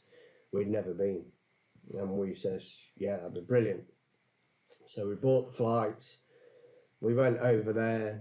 And he totally fucked the tour up. Because we got to America and we had nowhere to stay. And just nothing was organised. And then we found out that there'd been no gigs booked. So we had nothing to do. We had 2 weeks in New York. We're just staying in the squat, C-squat and that for a couple of weeks, just waiting for flights home. You know, it was all fucking broke. So we had to go around finding our own gigs and then advertising them ourselves. And it was just strange, but there's nothing we could do about it, so we had to do it. We ended up playing in Dayton, which is in Ohio. We went all the way up there. We did a few in and around New York. And it nearly broke the band. You know, saying it because he didn't know what he was doing. But the only one gig that was really booked for us at that time was the 1994 Beer Olympics, which was in Brooklyn, which is now infamous because all the police turned up. They tried to stop the gig.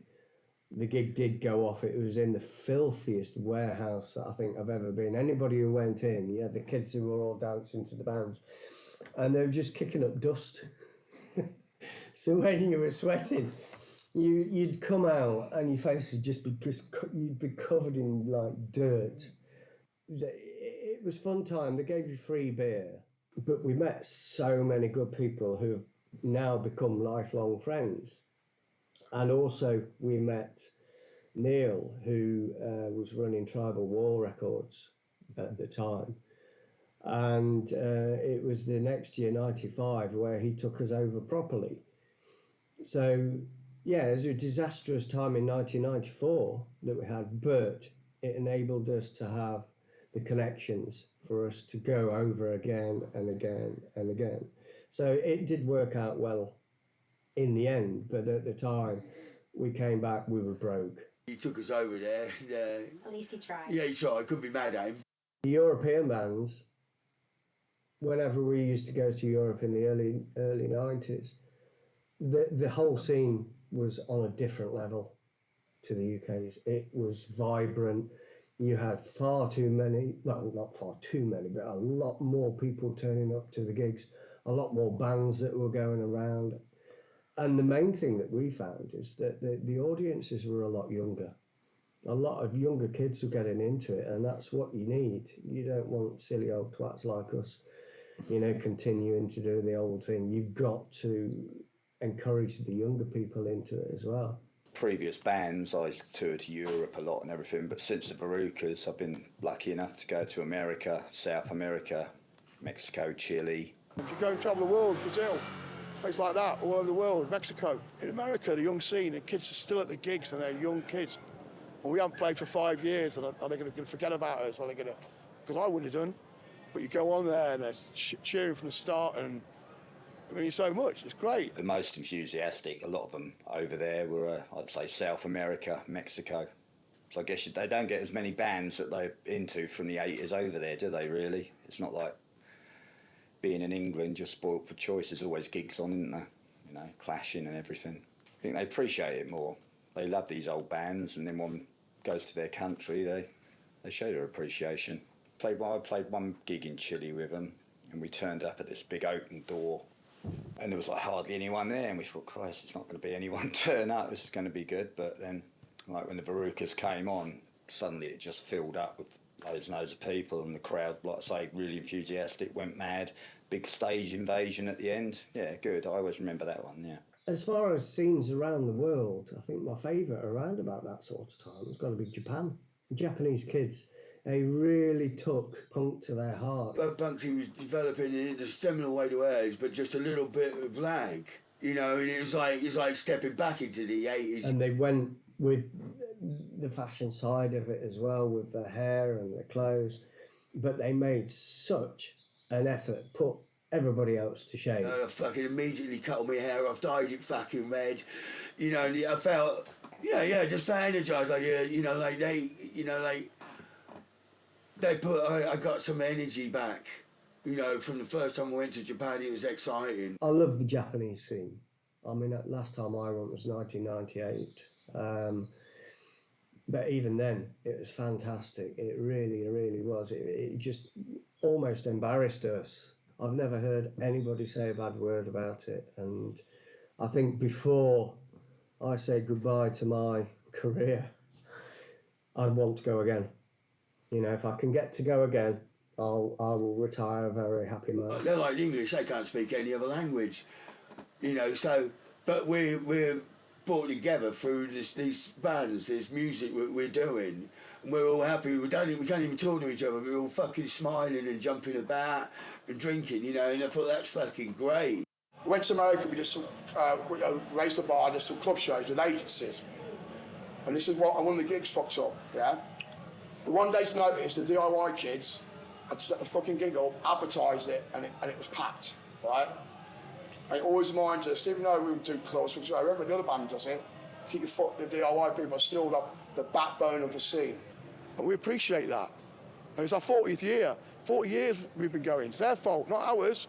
They keep buying the records and coming to the gigs.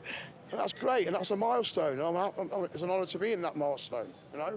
It's an honour, it's great. It's great to be still doing this and still meaning something, you know what I mean? Never did I think that we'd still be doing this to this day. You never do. And when we turned 40 years, I sat and watched some videos and I went, wow, what a fucking milestone, what an honour that is. You know, that bands can reach that, still be good and aggressive and still mean something to people. Because you don't want to be, out of sync really, you know what I mean? I'd hate someone to go, yeah, you're all right, but you're a bit old and out of touch with what's going on. I'm like, oh. I mean, as long as we're all still alive, you know, I mean, we're all knocking on now.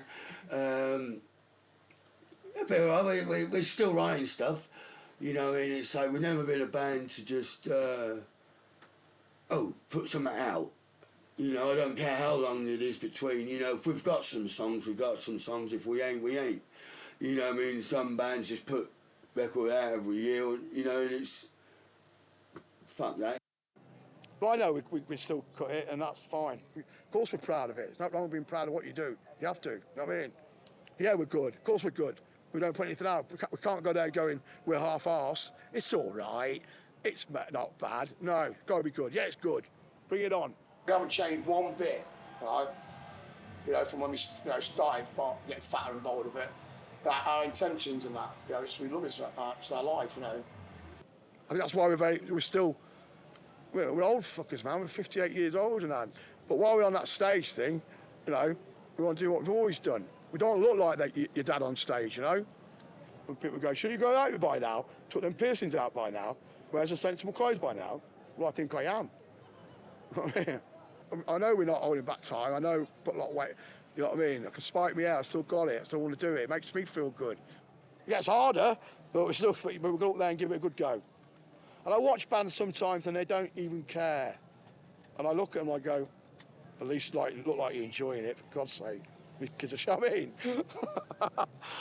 It's like they're playing it out. But when you go on, it's right from the heart and on your sleeve, there ain't no fooling. You can't, that kid means it. Look at him. And that's exactly how it is. I play different kinds of punk in other bands, but, you know, because it's flat out, I don't have to sing all the time. And, you know, I love playing fast, you know, fuck it. You know, and I still get that. Play as often as possible, keep going, and then see what the future holds. but we really want to concentrate on doing another record, certainly with Les. After that, I don't know. Till we die, I guess. Up until then, I guess it's down to Rat, really. Well, yeah, it's an honour to be 41 years and maybe to the next 15 years. People come up to me and go, right, you influenced my life, We were just 4 kids from Warwick, man, That's an honour that we did, and I hope we did, and I hope we influenced in the right way. You influenced us too, huh? What do you mean? Well, because you supported us. You're thick and thin.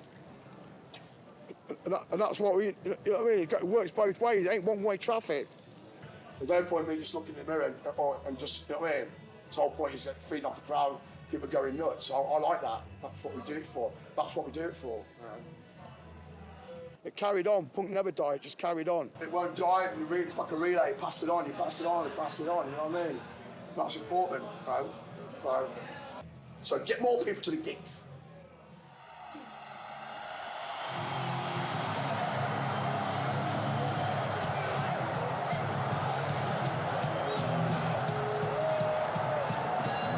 I'm Watty for The Exploited, and I make a noise. Irish Rob, I play bass. I'm Stevie, I play guitar. I'm Joe, I'm drummer.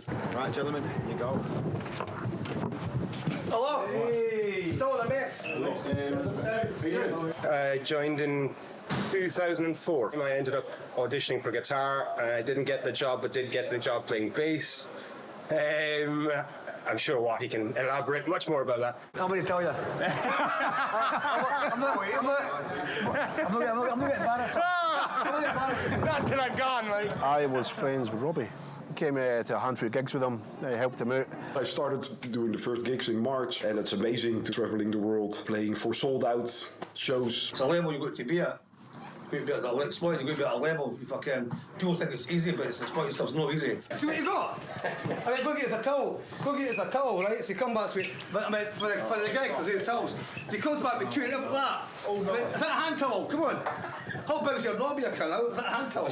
Yeah. I went to Blackpool and I came back with that. Grew up listening to Exploited, helped myself get through a lot of hard times. Playing the songs as a fan of The Exploited, that's... I give what's, 110% of the time. If I didn't come off the stage and I'm all knackered or hurting, he gets told. I quite does, he whispers it through the door when I'm sleeping. Make what your sandwich and your shit. What's the notes? Right, thank you. Just do your interview, mate. They're fucking picking on all kinds of shady shit here like that. This fucking walk ahead, for fuck's sake. You know what I mean? Stevie actually plays the songs. Like how it should be played. Like he plays the older stuff and the style it should be played, not metally fucking crossover. Robbie and Matt used to add bits to the songs I'd never noticed. But my wife would notice, my wife would tell me, say they're fucking changing their fucking songs, making them too metal. I'm like, what you on about? He plays it me like punk, how it should be played. Locked myself away for weeks, right, and just went for the songs, brought the stuff to the table, Watson Willie. And you go, it's shit! Shit! That bit is fucking, what the fuck are you playing, I can't. So Stevie was in the band for 2.5 years almost, and done five gigs.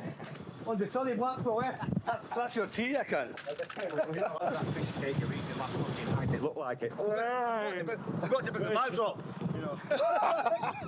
You're going to have to heavily edit some of this fucking video. 2 years, you're getting shouted at, eh? Aye, totally. Right, and you know how bad it got? I quit drinking. Don't explain and stop drinking, eh? Aye. No, normally works the other way. Aye. It's when you gee up poisons, that's when you know there's been real abuse. I've done Army Life, we made a demo tape. I've never released it. There's got 7, 8 songs on it. And Army Life's on it. And there's a lot of other songs. I've been offered loads of money for it. But like I'd never ever sell it because my vocals, I sound like a choir boy, like I sound like Minnie Mouse singing. So I'd never ever release it, never ever. Got a support gig with Cockney Rejects, and one of the guys that was doing the sound for them did a single with you. So we'd done Army Life. My girlfriend at the time went to London to meet Gary Bushell with sounds, and he made it single of the week. And then ever since then, that's when we started. We went in the charts, in the independent charts for weeks and weeks and weeks. And then we signed to Secret Records, split by an Army and Dogs of War. this graveyard with Glenn and old drummer, he's dead now. Big John, Gary. But back then we were so enthusiastic and we were so happy. We just played for nothing really, basically. Then we done live in Edinburgh on a 2-track. I had to buy it. I bought about 4 copies of it because I didn't buy them. But that sold hundreds of thousands. Never got a penny for it. It still sells. Yeah.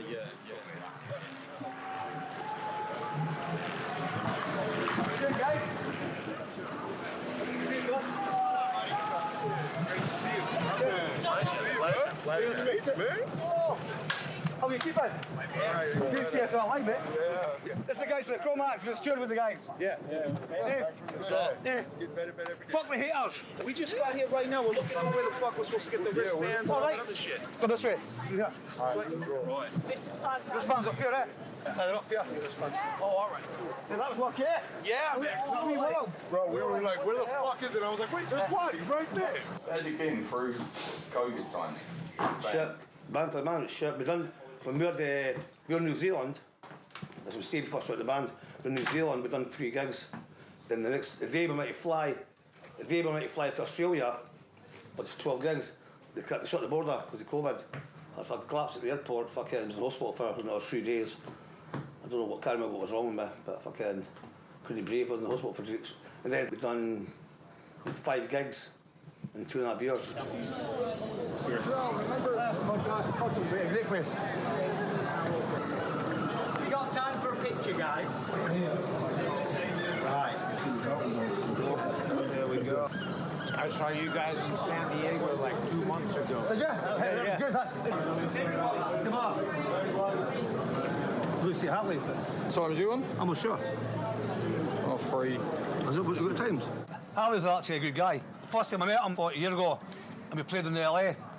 And this guy, this wee skinny guy, climbed up about 25 feet in the air with his bass on the PA, jumped up the PA with his bass into the crowd. I was like, fucking, I was mortified. Go, fucking hell, man, he must have killed himself. Punks Are Dead was an independent album of the year.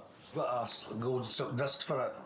Never got the money, but I got a disc. There's a recording studio in Denmark called Ariel. Altogether, it took 3 days recording. It cost £600. A lot of mistakes in that you can hear, but so excited to do it. It's a classic album. It's part of punk rock history. It meant a lot as a statement, not just for us, but for the whole punk underworld. Because there's tons of young punk bands like ourselves. So we've done Punks Are Dead, and then everything kicked off for there. For there, we've done the Apocalypse Now tour. The biggest punk tour was the Pistols of the Class tour. And in fact, there's no been a proper punk tour like that since then. That's been 40 years. Great. What is it? John? John Carr? Yeah. Hi, John, come on, man. Sorry. John. Hey, mate. This is John Carr. This is the guy who done the Apocalypse Now tour. He's half our daily the punk world. Talking about earlier, saying like this is the first time about us in Discharge. I've played London since Apocalypse Now tour. Do you know what? I remember doing a show at the Rainbow with Black Flag on the bill. The Rainbow, but I think when once next door. And the other one, which was good, was when you were headlining Christmas on Earth. That's right.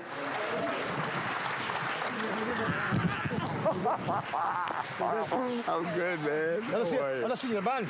Yeah, man. Yeah, looks like the passage. What the fuck is this? Hey, what's up? This is Harley from Chromax. Oh, this is my brother right here. You heard about him and Henry, right? Fuck off, Henry Rollins is talking about. Did you like a drink or anything? We've got a new band together. It's him and John Joseph, like the ex-band members, they hate each other, eh? It's like me and Big John. It's his business, eh? I know Harley, eh? And I totally respect the guy. He's some crazy lifestyle, and he's done loads of mental things. It's like my mates, they're all crazy. But yourself, you've all lived your life, you've got good stories, because you've actually lived it, you've experienced punk rock. You've done it all. You don't have to make up stories, you have to make bullshit up. And that's what Harley's like. What's going on? Harley's does a bit of exercise before he goes on stage. Do I mind? I fucking love this motherfucker. But the best tour.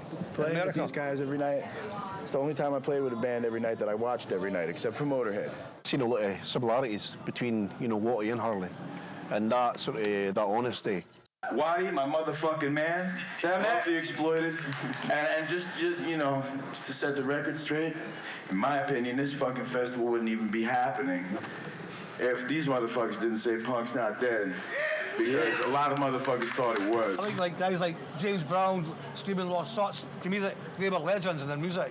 And I think that Harley's with the Cro-Mags, he's a legend in his music. He's like way up here. He's survived, he's always been true to his music, and that's like us, and that will never change. We done talk with the Pockets, we done it with Gary Glitter. He's there at rehearsal. He had a big silver suit, looked like a big turkey. It was all these wee girls and that. I always wondered, I thought that was a bit weird at the time. I was playing a song, and I seen a guy with a moustache. He was jumping about I wanted to go, I'm just going to kick him in the face, but I tell you, like, calm down. Calm down at the top of the Pops. Crazy days. 1980 fucking one. I've been involved with helping set up the literary stage. I've scheduled this, and what is going to be interviewed by a good friend of mine, Diana, from Los Angeles. I think she's got a few interesting things she's going to ask Watty about later. Say fuck you. Took some more about a bit more money put into it, but the guy called Tony Swaff, I think he'd worked with David Bowie before. The production, that's fucking superb. Easily one of the best production on any punk album ever. The only thing I remember about that, Secret Records took us to London, they put us in his apartment. Big John got Gary's toothbrush and stuck up his arse. So after that, everybody was called Gary Brown Gums. That's what I remember about that album. This man needs no introduction. Let's give it up for Watty Buchan. It's fucking. Okay, before we start, let me activate Google Translate. Never imagined when we started all these years ago, we'd be headlining stuff like the Melody and stuff. Never imagined we were just a wee tiny band. And all these bands that played at Silver Fingers, Rejects, fucking, all the bands at the Subs, 199, all these bands were massive bands to come to us. And then it's like now we're fucking, we're headlining fucking the Mothermore. And that makes me feel like we've actually done something with our music. We got offered loads of times to like go into the studio, because now you're making a live album, we'll get a couple of grand. I've been offered that a lot of times. I told me, like, fuck off, I'll never do it. But I know fucking at least 6 punk bands, named punk bands, who have, but when they mention them, they know who they are. And the one band, double the crowd, they go, yeah, this one's fun. They go, and then it pans out, and you see the whole fucking front of me, and they can't there. If I done that, then selling it. Everything, everybody that's followed the band and believed in the band, I'd be laughing at them. I would never do that. I have too much respect for the people, the punks that follow our music and supported us and fucking stood by us all these years. I'll never do that. If you had a time machine and you could go back, what advice would you give a young Watty? None. Never change anything. I've done this for 42 years, listening to punk music. It's the best thing that's ever happened in my life. I've never done anything with Exploited, it's not 100%. I've got loads of good songs written. I've got 14 to 16 songs for an album. So we've written like fucking 80 odd songs, something like that, over the years. We've got 14 to 16 songs that we've kept. I've been in the band for more or less 20 years and there's no album, so maybe me, maybe I'm the curse. The last 10 years, 20 years, we had Robbie and Matt. One would leave, the other one would take over 6 times. So we never had any continuity. Well, what's happened really is we've written a lot of material and it's never really gotten to the point with one guitarist. There's enough material, just need to get it actually recorded. We'll take one more question. When's the new album out? It's been how long? 18 years. That's one question I could never answer. I've been writing away, just bringing ideas to the table. You know, some is good, some is like different kind of style. That's the problem with the lot of songs written. Good songs, but no good enough for Exploited. I think with Exploited, like our music's not the same as any other punk band. Our music's not the same as any other punk band with the same music as us. I think it's kind of hearing that honesty with your stuff that sort of gives other people who can easily identify with it. I never copy anybody else's style. So when I write songs for the Exploited, the songs are going to be fucking like fucking aggressive. They're going to be like fucking a lot of feeling, a lot of energy and fucking power. And it's like if I write a song, I get goosebumps. That's when I know. That's what I know. I listen to it back. I get goosebumps. I go, that's okay. That song's for keeping. That's how I judge my songs. When I write songs, I've always got to be angry. Because for me, punk's angry music. The last few years, with my health being shit and I'm being quite happy, content with my life, I find it harder to write angry songs. If I really wanted to put your albums out, but they'd be shit, they wouldn't be 100% Exploited. If we do a new album, we make a lot of money. Everybody's waiting for it. That's not what I'm about. That's not what I believe. If I'd done that, then everything I've worked for the last 40 years, everything I've worked for, that'd be gone. Let's start a war. Fucking great album. We could have signed to any label. Oh, it could be a punk label, the cheap records and stuff. So the guy called Marcus Featherby, he packs records. So we recorded at a place called Strawberry Studios, which was owned by Crass. Right? Yeah, you heard me right, Crass. Crass were always like anti-establishment, anti-making money. What they've done was, the studio wasn't registered to them, it was registered to a friend of theirs. We done Let's Start War in 10 days there. That's how I know for a fact. And now years later, everybody knows that what I was saying was the truth, and like fucking Crass were full of shit. I've been ripped off for over hundreds of thousands of pounds in the early days. At the end of the day, I say, okay, that's me being naive. The only thing in life you've got that's worth anything is your word. My word's my word. If I tell somebody I'm going to do something, I'll do it. With Marcus, he gave us a cheque for £2,500 for Let's Start War. Put it in the bank. Oh, it's still in the bank. Put it in the bank. Still not cleared. You can't bounce the cheque. I shook hands with him. And for me, if it's something's personal, then it's fucking personal. That makes me fucking really violent. So he moved to Sheffield, down to Bristol. We had a gig in Bristol. Somebody told me where he was. Went to the guy's banged the door, balaclava's on. And then there was a 14, 15-year-old guy, Scottish guy, answered the door. He went 20 seconds, where's Marcus? Went to his room, he wasn't there. And took everything out with us. We were going through his stuff and driving up. He had a photo book, he had a photo album, picture of him and young kids, fucking about 12, 14-year-old, half naked and stuff. Long story short, working for the BBC, right? And they changed his name to Deadpool. Last year I heard he died, I think it was last year. Oh, and then we went to Argentina, long after the Falklands. I got told, come and do some interviews. I went, all right, I thought, who's heard of us? And there was about 40 fucking TV cameras and Mr. Big Mouth fucking, and I started going about the Falklands, about we won the war and stuff, and oh, fuck, man. I didn't think you could do it, but the gig at night, everybody was just fucking attacking us, trying to kill me on stage, or throwing bricks and that, and that fucking hell. It wasn't very popular.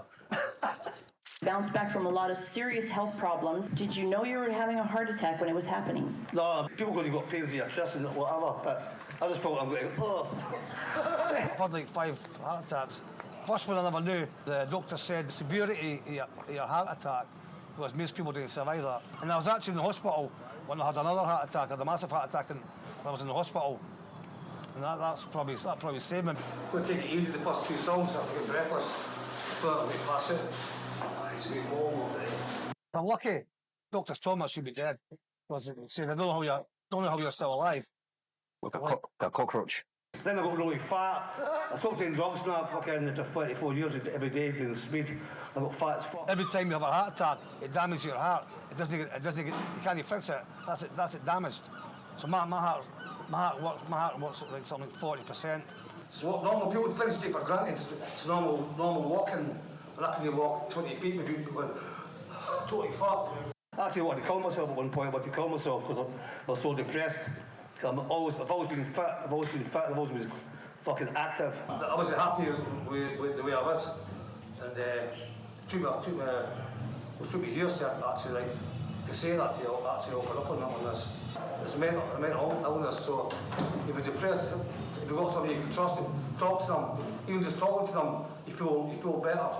Nowadays, the young people have got so much peer pressure. A lot of people need to stand up for themselves and say, no, I can do what I want to do, I can wear what I want, I can say what I want. Hot Epics was with a guy, Dave, who was in for Yorkshire. I think he was a businessman, he wasn't much a record guy. He was meant to do an album, we put an album together, near proper equipment. The only kit they had there was a Simmons kit, it's an electronic kit, that sort of thing. Because the drum kits, the other drum kits, the normal drum kits I had there was total shit. We never had the money to buy for strings or something because we were all back on the dole. We just used what was there. That's why it sounded different for the other albums. The drumming on Horror Epics, along with Beat the Bastards, that's the best drumming. The Rose like the brilliant drummer.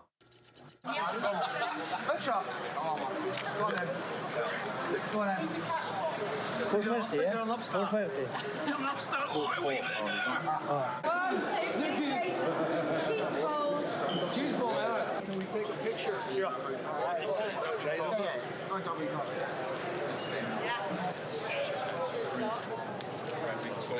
Excuse me. We've got a Coxmara t-shirt, I don't know that. Oi, yeah. Nice one. That's that. Everything's possible. A guy who was Croatia, from what was worried about my health, I had problems. And that's when he actually had 2 heart surgeons come to the gig to make sure I was okay. If I had problems, they were going to come and fucking do what I needed done. Yeah. And I thought that's fucking. The people would actually go and do that for me. Anyone have a question you want to ask Waddy, just shout it out. Do you get on with John Lydon? I've never met the guy yet, but like, if it wasn't for John Lydon, there wouldn't be any punk bands. There wouldn't be any Exploited. What punk started as, it was just another music fashion. But there's so much poverty in the UK, so punk music was an angry music for the working class. And so when everyone said punk was dead, Spandau Ballet shit and all that cunts like that. You kept it alive! Hey, so because you like Henry Rollins, you cunt. Hey, by the way, he does, He does, but Henry's my man. Right, so I've never actually met John Lydon, but I do respect him, man. He did, I should have.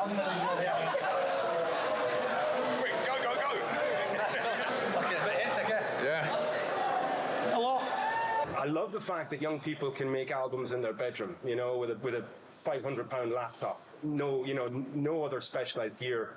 It's a lot more genuine. There's a lot of good bands, eh? Your band was good, Underclass of UK. Yeah. Bands like yourself, bands like the Vile, Certified, Face Up, Media's, all these younger bands as well, like them.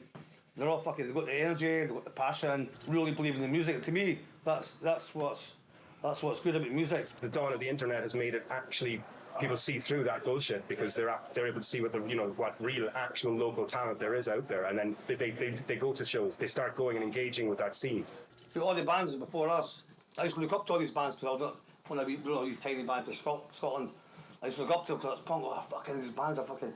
That's what started it off, and bands like the Damned and that, and fucking. Back in the day, the great bands. What country do you wish you could play that you haven't played yet? Probably Thailand, maybe. Thailand? You have never played Thailand? I've been to Thailand. I've been there lots. I'm sure I've seen Jimmy Pursley there. There's more bands, but I don't want to mention them all, apart from maybe Jimmy Pursley, his arty dance music video. You don't see it? Anybody seen that?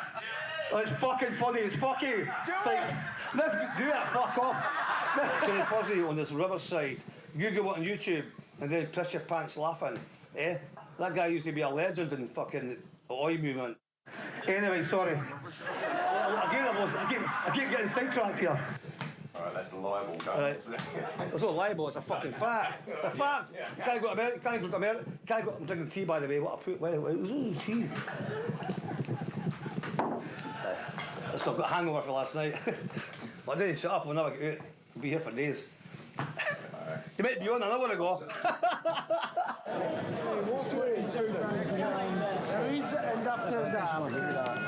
Just sit you on the end there.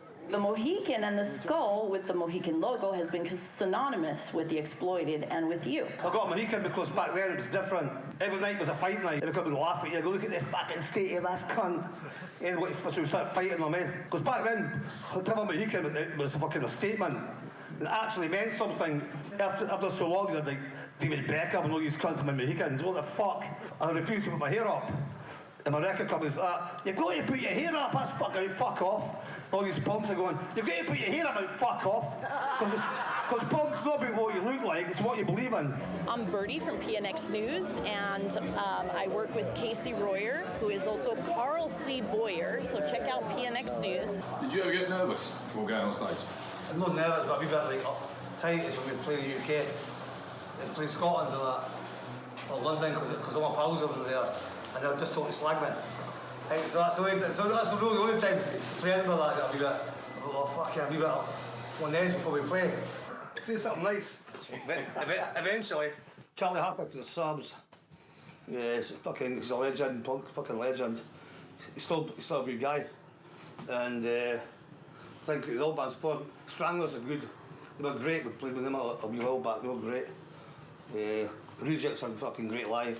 G.B.H are great, Discharge are great, Varukers are great, Face Up, loads of good bands. But the difference between us and a lot of that.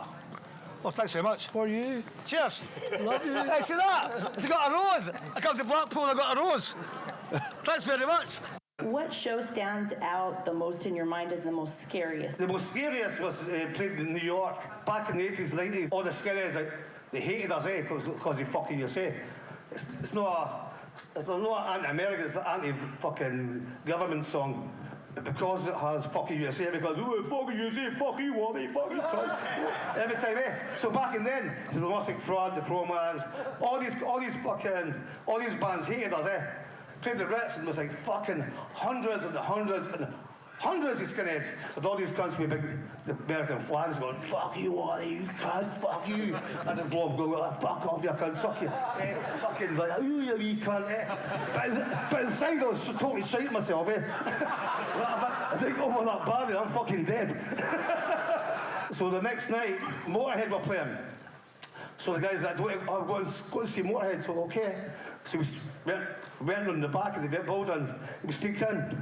I was up on this balcony. I could still recognise a lot of the skinheads the night before. I was always watching their faces, to see who's fucking chucking balls and shit. So I could see, and they're all enjoying it, got a good time. And then Lemmy said, and this song's for Wanted and Exploited. Next minute, there's a fucking black cloudy bottles got chucked at him. I had to apologise to him, I'm sorry, Lemmy. We're not very popular here. Andy's got the story he told, he done an interview, he told the story that, he said years ago when I came to America, that he rugby tackled me in the crowd to stop me getting battered. I can't remember that, Harley. I mean, I really can't remember you tackling me, but I do remember all your pals that try to attack us. That I do remember. But it's okay. It's all in the past. I still love you. You're a good guy. So after the gig, the one guy was out all night. He comes up to me and he goes, "Can I get a picture?" I'm like, "Fuck off, you fucking Raj! Hey, get the fuck for a battery here." Hey, fucking idiot, man. Unbelievable. You got a producer in, and he wanted to do it his way, like do the guitar and the bass together, and he wanted to do it separate. So he said, like, well, do it my way or no way. I went, well, it's no way then, fuck off. And then me and my brother, we produced them. But listen back to it now, I can hear loads of mistakes and loads of technical errors and stuff on it. It's not the strongest of all the albums, but at the time, so I'm not going to let anybody dictate to me. I've never ever let anybody tell me what songs to pick or what to play or how it should sound. I know what the music is I want. I just expect them to actually get what's in my head. One of my favourite places to actually play is in America. It's Santa Ana. Kids jumping over the barrier like fucking. I'm like, what the fuck? Give me some of the drugs, quick! Fucking great venue, good people. What is it like to see so many young people that are into your music? This is your generation. Totally weird. There's no reason it's all cunts like me. Chile, I think Bosnia, Croatia, great places. Russia is a great place to play. We've been to Russia for over 25 years. There's great people. We've got loads of friends there. They can't speak out because they're getting arrested. I've been to Ukraine before, Again, nice people. The song's for Vladimir Putin. It's a fucking murdering, wanking Russian bastard. Fuck him! What's happening in Ukraine is fucking brutal. They're getting slaughtered. Putin's a fucking mass murderer, It's a fucking idiot. It's like with the Nazis in the war in Germany. They haven't got any free press. No free press.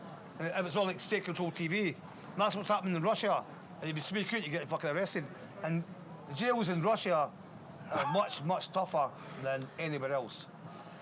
Brutally tougher. So I'm going to... But that's another story. I really do hope to go back. I don't know when that'll happen, I don't know when that'll happen. For me, one of the most important albums we've ever done. Up until the Massacre, every country hated Exploited, apart from our fans. All the media hated Exploited, hated me. Plus we were violent, gigs were violent, I was holding loads of drugs. So I was like, ugh, to everybody can. Everybody thought we were making money, and we weren't making any money on the dole, fucking just surviving doing gigs. And everybody used to say, oh, Troops Tomorrow was the best album, and I used to fucking hate that, because Big John played guitar and that. Done the Massacre, Colin Richardson. He was the first guy we actually had that spent time with us, really wanting to get the sound that we wanted. He's the first guy that put loads of effort in. First album, but I think the production is right. We weren't a thrash band, I've never have been, we've always been a punk band. Like, we play punk music, but like our music crosses over to like the metal scene. We got loads of metal people love our music because we've got like our songs are like fast, aggressive. We've always been fast and aggressive. Then somebody wrote to me about a fan club page. The Massacre's the best album you ever done. That made me really happy. I think I'm going to continue with the band. In the history of The Exploited, that was a massive album for us. Really massive. Because if it went for there, I want to beat the bastards. Come back,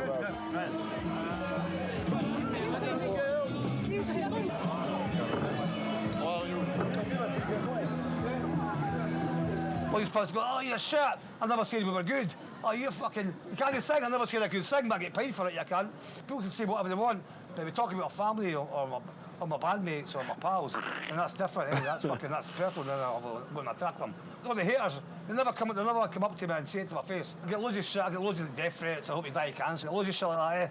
I'll never forget people that helped us. All these guys like followed the band and stood up for the band all these years ago when everything was a fight, it was like exploited or crass. I'll never forget that, that's why I invite them up to the gigs and that, and say, we'll get your passes and that, because like, they were there for us when nobody else was there.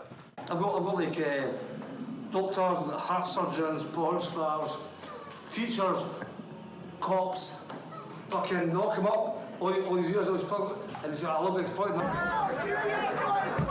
Fuck you, Scottish bastards! Fuck you! Your hands are Scottish bastards!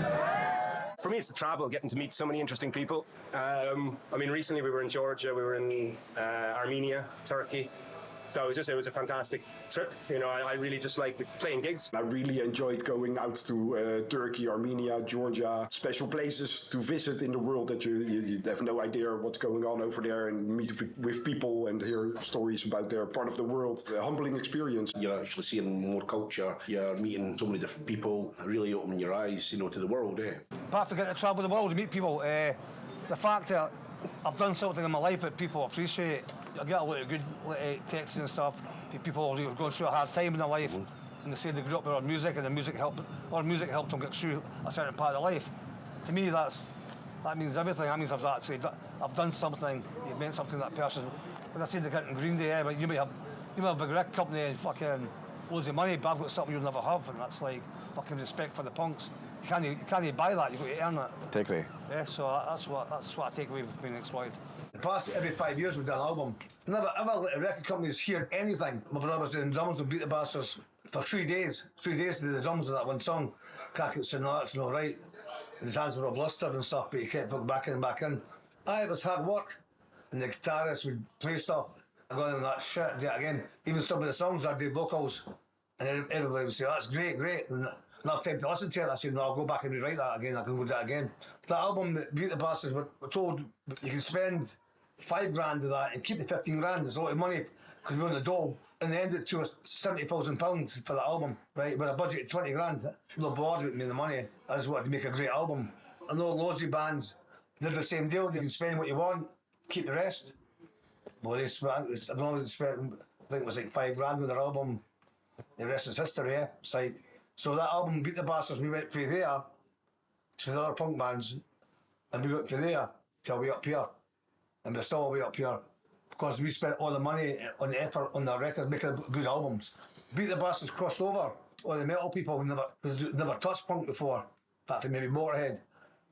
And all these people, all these programs, MTV, all these crying, all these people wanted to get the interviews and stuff. And I'd gone to do interviews for the wee tiny fanzines because these people supported us when the metal magazine didn't want to know us before. So that Beat the Bastards was a massive album. I think along with Punk's Not Dead, that's a classic album. I've had a good life, a great life, a crazy life. But I've not got many regrets.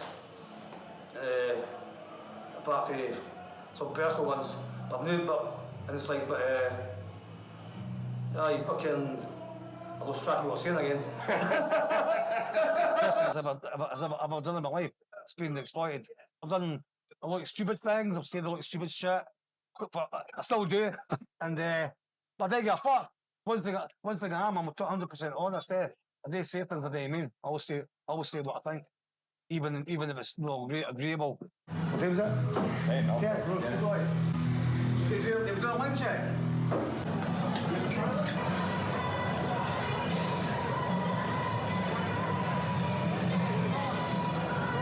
The popularity of The Exploited blew up in the USA and around the world, and even metal bands like Slayer covered your songs, and Ice-T with Body Count. At the time, we never hardly got any press or fuck all back in the UK. But it was quite hard going with Exploited because there was so much hate. So I said, well, that'd be good, we'd maybe see our name up on the title of the movie. And then I support with Ice-T. It was in the papers, Scottish whores empty fucking Ice-T's dressing room. Well, all our mates had emptied all their fridge and that, total tramps. 20 years ago, album sales mattered, performing live if anything, it was a secondary revenue stream. It wasn't really something that every band had to rely on. I know in the last little while, people have become very aware. We're playing in an Academy show tonight. We won't be selling merchandise tonight because the O2 Academy group, they want to take set fee per person. That equates to us giving them basically £1,000 tonight to sell our own T-shirts.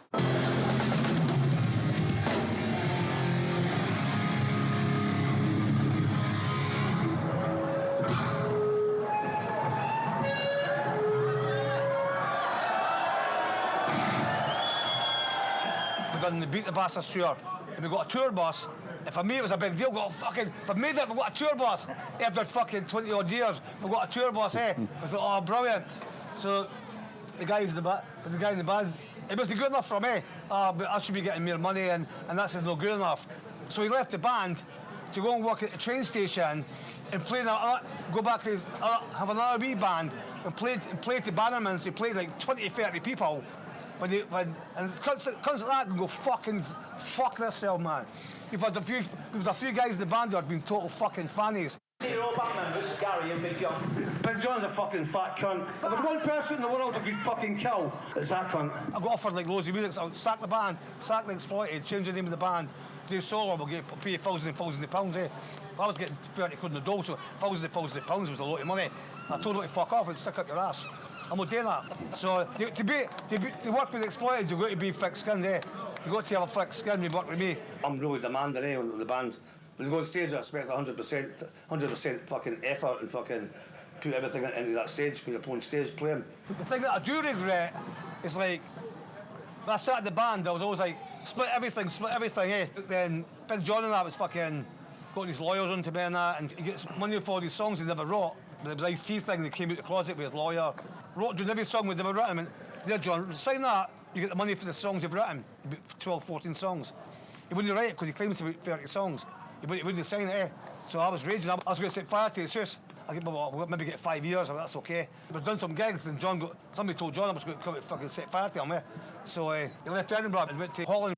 To answer your question, no, I didn't really talk to him, man. In the end, I thought, fuck it. I mean, these cunts come in the band for fucking 6 months, they get treated really well, and they fuck off. I mean, so from now on, they get paid a certain wage. This is what you're getting paid. You can take it or leave it. Some of the cunts came in the band, they go, oh, I'm an Exploited, they go big headed and that, and try to act fucking like I'm Billy Big Boots. So when that happens, I kicked them in the band, I'd fight them or fucking be in their face and I'd fuck off. That's not what the Exploited's about.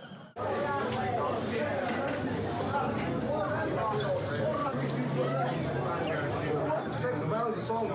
Actual songs. It's a simple song. Yeah. Really simple. Come up on stage. Come sing with us. Come on. Hurry up. Yes, thank you for having us here. Sounds like a real good memory. That was it? So, what about the worst thing about being in the Exploited? where do I start? You're away a lot from your loved ones. Some people at home are not doing well, so that's sometimes difficult. The truth of that is, you have to make sacrifices because if you're touring so much, you know, if we're on the road 4, 5, 6 months a year, you miss out on things. You have to sacrifice a certain amount of your personal life to fulfill something like going on tour with The Exploited for 20 years. So you do sacrifice, a lot to kind of sort of go and do this. Kind of help each other along and support each other. They make connections and friendships, through that.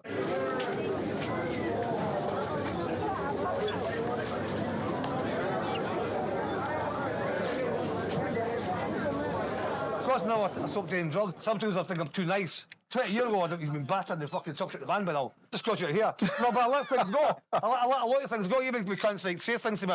I'm going, fucking 20 years ago, I just fucking battered. Fuck you cunt. Do you realise how lucky I had to not getting battered? But so sometimes I think, well, fucking. But then again, I'm happy, so just let go and just relax. I think. Yeah, he's actually a better guy than he realises. Good people I like and respect, but if people fuck me over, I'll never forget. Never ever forget cunts that fucking fuck me over. Never ever. People have done me a favour. It doesn't matter if anybody else likes them, whatever. I'll stand by them no matter what. If it was, well, Rebellion, it's been fucking great weekend, met loads of good people. What? He's filming us? The system, it took us almost 2 years from start to finish. You know, the guy came to £101,000. A lot of money, yeah. If we punks today, 600, 3 days to the last one, 2 years almost, and it's studios and over 100 grand. But great albums, the last two albums, all the money went on the studios and stuff. We never got the money. Like, that'll never happen again. We haven't got that anymore. But to me, that means everything, because it was a long time now. It's 20 years since the last album. We've got loads of good songs written. We've got loads of over the years, we've written songs, and some songs we keep back. And I've got like fucking loads of good songs. But next album will be fucking really good. I'm not doing so many gigs next year. We do less gigs. I want to spend time going and write songs and do an album. I want to do this next album before I die. So that's the plans. Right, yeah. I just talked And punk bands start apologising for their songs and lyrics. It's done. It's done. It's time to go. All these cunts, you can't say that. You can't do that. No. Fuck them. It's like that really fucking bugs me. Really. It's like that. Like apologising. Fucking was it $2 and fucking. Like that nobody go. You said that. It's a bit sexist, whatever. Fuck off. Forever. We're at fucking Portland, mate. Heidi ho. Oi. This is the voice of the Scarabs. That was the last few gigs. Not fast and really good. Dublin was fucking absolutely brilliant.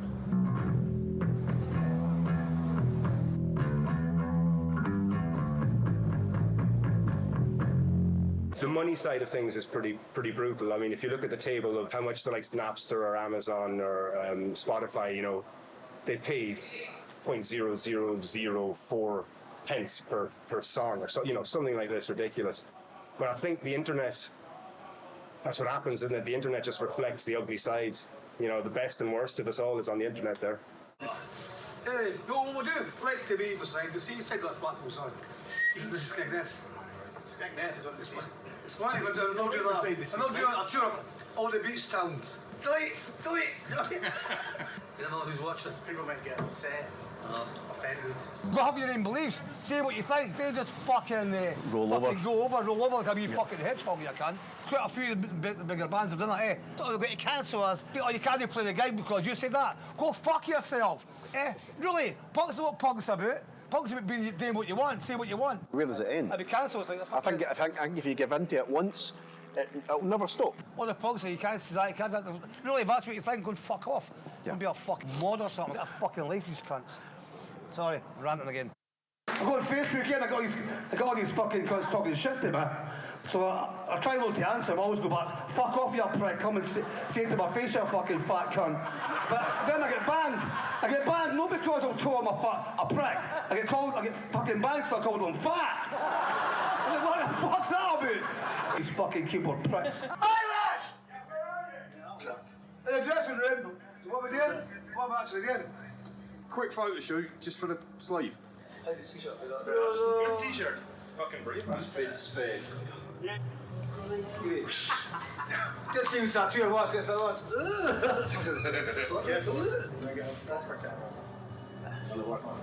Come on, man. He's got blisters. He's here next. We're going to see in 10 minutes. Yeah. Just 2 and 2. You mean? What? Yeah. So close up. It's got the whole thing. What's that? It's a me!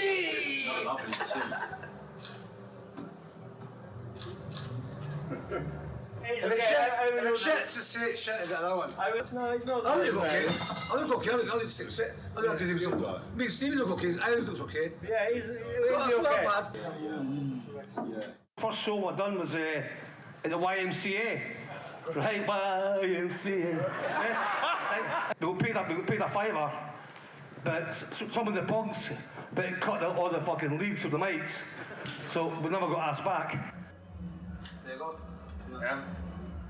Start it. Here we go. Last gig in Butlins. Yeah, party! Go! No. I'm over there. Yeah. Fucking so let's get. Fine. Enjoy watching. Let's get boy. Perfect timing.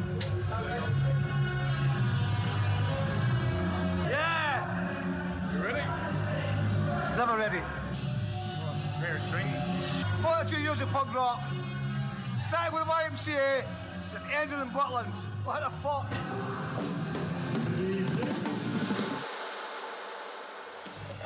How you been? Still bad. Still alive. So America was fucking brilliant until I collapsed on stage. Yeah, I'm in hospital again. So I'm just glad to be back doing gigs. I've been sick every night on stage, like for this vomiting all the time. I also had blood, my stomach was bleeding, but I never knew that, so I was ill as fuck. The last gig I collapsed on stage, I thought I was having a heart attack. Inside the gig, they brought an ambulance. You're going home in the back of an ambulance. So anyway, they took me to the hospital, and then they wanted to do an ECG. They was, okay, you've got to take all your piercings out. I went, fuck off. I'm not taking my piercings out, I'm going to die with my piercings on. I never said that, but I was thinking that. We had to cancel the last gig, then come back and we cancelled London and cancelled Europe. I was fucked for the last 3 months. It's taken us 3 months to get to their first gig. If I can't do it 100% and be as good as what I always are, then I won't do it. I seen somebody put a video online, and I seen the video and I really got a fright. I thought I'm really going to die this time. I thought, but it's quite funny. But 900 people like screaming, "Whoa, hey, whoa, hey!" And I was like lying, "Whoa, hey, whoa!" And I've got these doctors who go, They refused to leave the building until they heard I was okay. So I thought that was quite humbling. Let's sit and talk, get the fucking... Oh, I don't want to sit and talk. Exactly. Yeah. I don't mind talking, no one wants to listen to it. That's the problem. Yeah. So America was great. Argentina was great. We played Costa Rica. Had 4 days off there. Fucking fantastic, man. Chile's like very early days of punk. When everything was crazy. All the punks were really crazy. I don't know if that'll be my last time to go over there again. I don't know how long my health lasts. And enjoy every gig when I can. So far we've done Belgium, Derby last week, and we've done Southampton last night, and all the gigs were great. For the immediate future, my brother had to take time out, so we've got Joe, the drummer from Disturbance. He's fucking brilliant. He went and learned all the songs, we went to the practice room in Holland, learned all the songs. And he came over, and it's the whole set. See who's playing downstairs? Huh?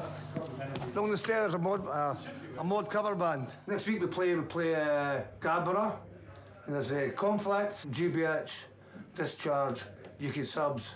Seeing Exploited and Conflict on the same bill, if that would have happened in 1981. I tried that with Crassy, and we decided to do a gig together to try and stop the fragmentation. So we done a gig in the 100 Club, and Crass went before us. It was just like hundreds and hundreds of skinheads. And as soon as Crass started, fucking, it was just like a big black shadow. Every couple was throwing bottles at them. Like, I think they played maybe 2 songs and they got bottled. They had to get off the stage. Sorry, Steve! 35 years ago, that's in Conflict, would never happen. It's not matter we never got on. It's just like they read a song about The Exploited, and I was like, fuck these cunts. I used to hear all these stories, all these shit stories, but I've actually talked to him, and I think he's a really good guy. The last couple of years, me and Colin are fucking really good pals. We talk all the time. The best thing is we got on really well. Some of the stories with his animal rights things and all the things he's done. Total respect the guy, man. He's fucking he was a bit of a maniac. First time I seen him, I was really surprised how good they were. But I always get loads of people saying, fuck off, you're not playing the Conflict. You need to talk to Colin. He's the same thing, eh? He gets people going, you need to talk to what? Hey, fuck that, you fucking exploited cunts. Fuck them all! 2, 1, 2, 1. 1, 2. How are you approaching the future now? The future, take it every day as it comes. I don't know how long I'll still be able to do gigs.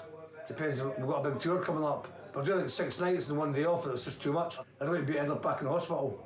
Because if I end up back in the hospital, I'll be fucked and that'll be the gig's over. If I had to change my life, I'd be dead. It is what it is. I sacrificed too much of my life to not do gigs. But I'm not looking negative, I'm going to be positive. I'm always a positive person. It's more like said, I'm quitting the band. Fucking stairs, man. Hey, what's that? The band politics of that, it's nothing to do with anybody. It's between what and his brother, kind of what's happened. You want to use a lift? My brother's wife was ill. He needed time out, look after her. He called me and said, I'm coming back in June. I told him he can't come back in June because we meant to go to Australia in February, but I was ill. I was really ill. I told the drummer, Joe, I said, because you're part of working to do these gigs, when we reschedule them in November, you can do them. 2, 1, 2, that's all right. So I said to him, well, you can join the band back in December when Joe's only here part-time helping out, and after December, that's the last gigs, you can get back in the band. My brother's like, oh, fuck off and that. He goes, I'm quitting the band. It's 25% of the band that changes. It's not just the music that changes. You do everything together. You eat and you know, travel. You perform. You have the best times and the worst times together. Are you in trying to use the car? Yeah. I got a Black Star stick. Big difference. Hello! You have the O2 in London. What with Discharge is insane. Jazz hands. 1 minute.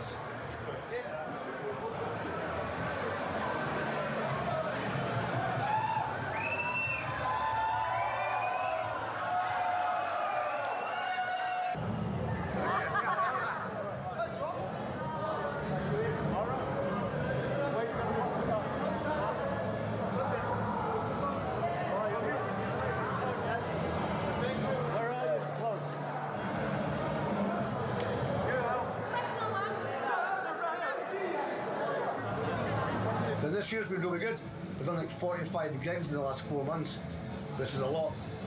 I don't know why, but it's just like every gig's been brilliant. A lot of gigs have been sold out. A great feeling. Hello.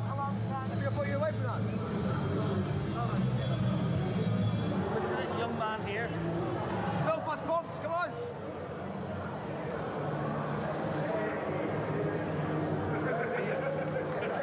Legend! Chaz here. Prince of Punk, he's a young guy.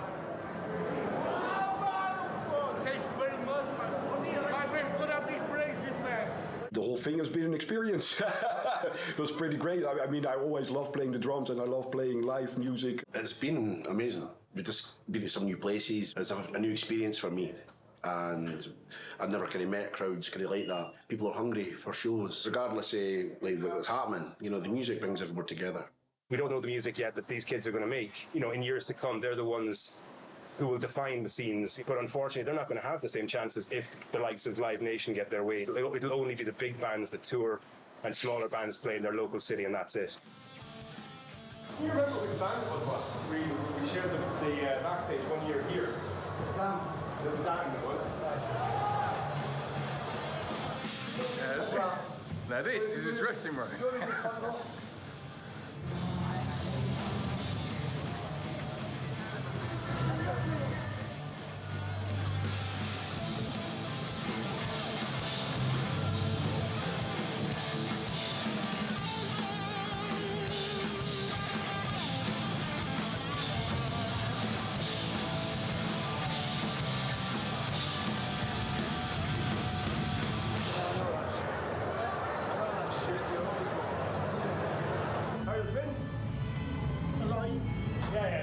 Danny, what were you thinking? Do you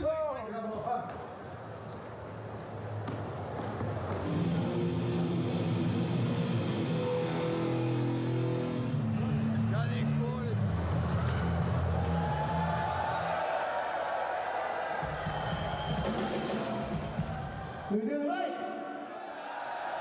I stopped drinking now for 5.5 months. I'm not a drink.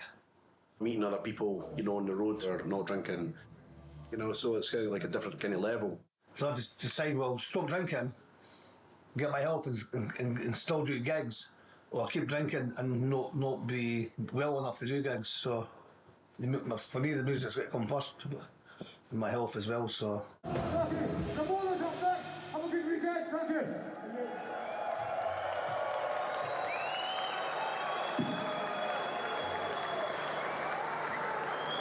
Every day is a good day. I enjoy life every day. I wake up, enjoy my life. I'm with the band. I'm doing stuff. Fuck the haters. Fuck all the people who talk behind my back. And fuck you cunts. I'm having a great time. Punks are fucking dead. I'd like to say thanks to everybody, all the old cunts here, who supported all the bands all these years. Because without all these people, there wouldn't be any punk, there wouldn't be any bands, there wouldn't be any new bands coming here. So thank you.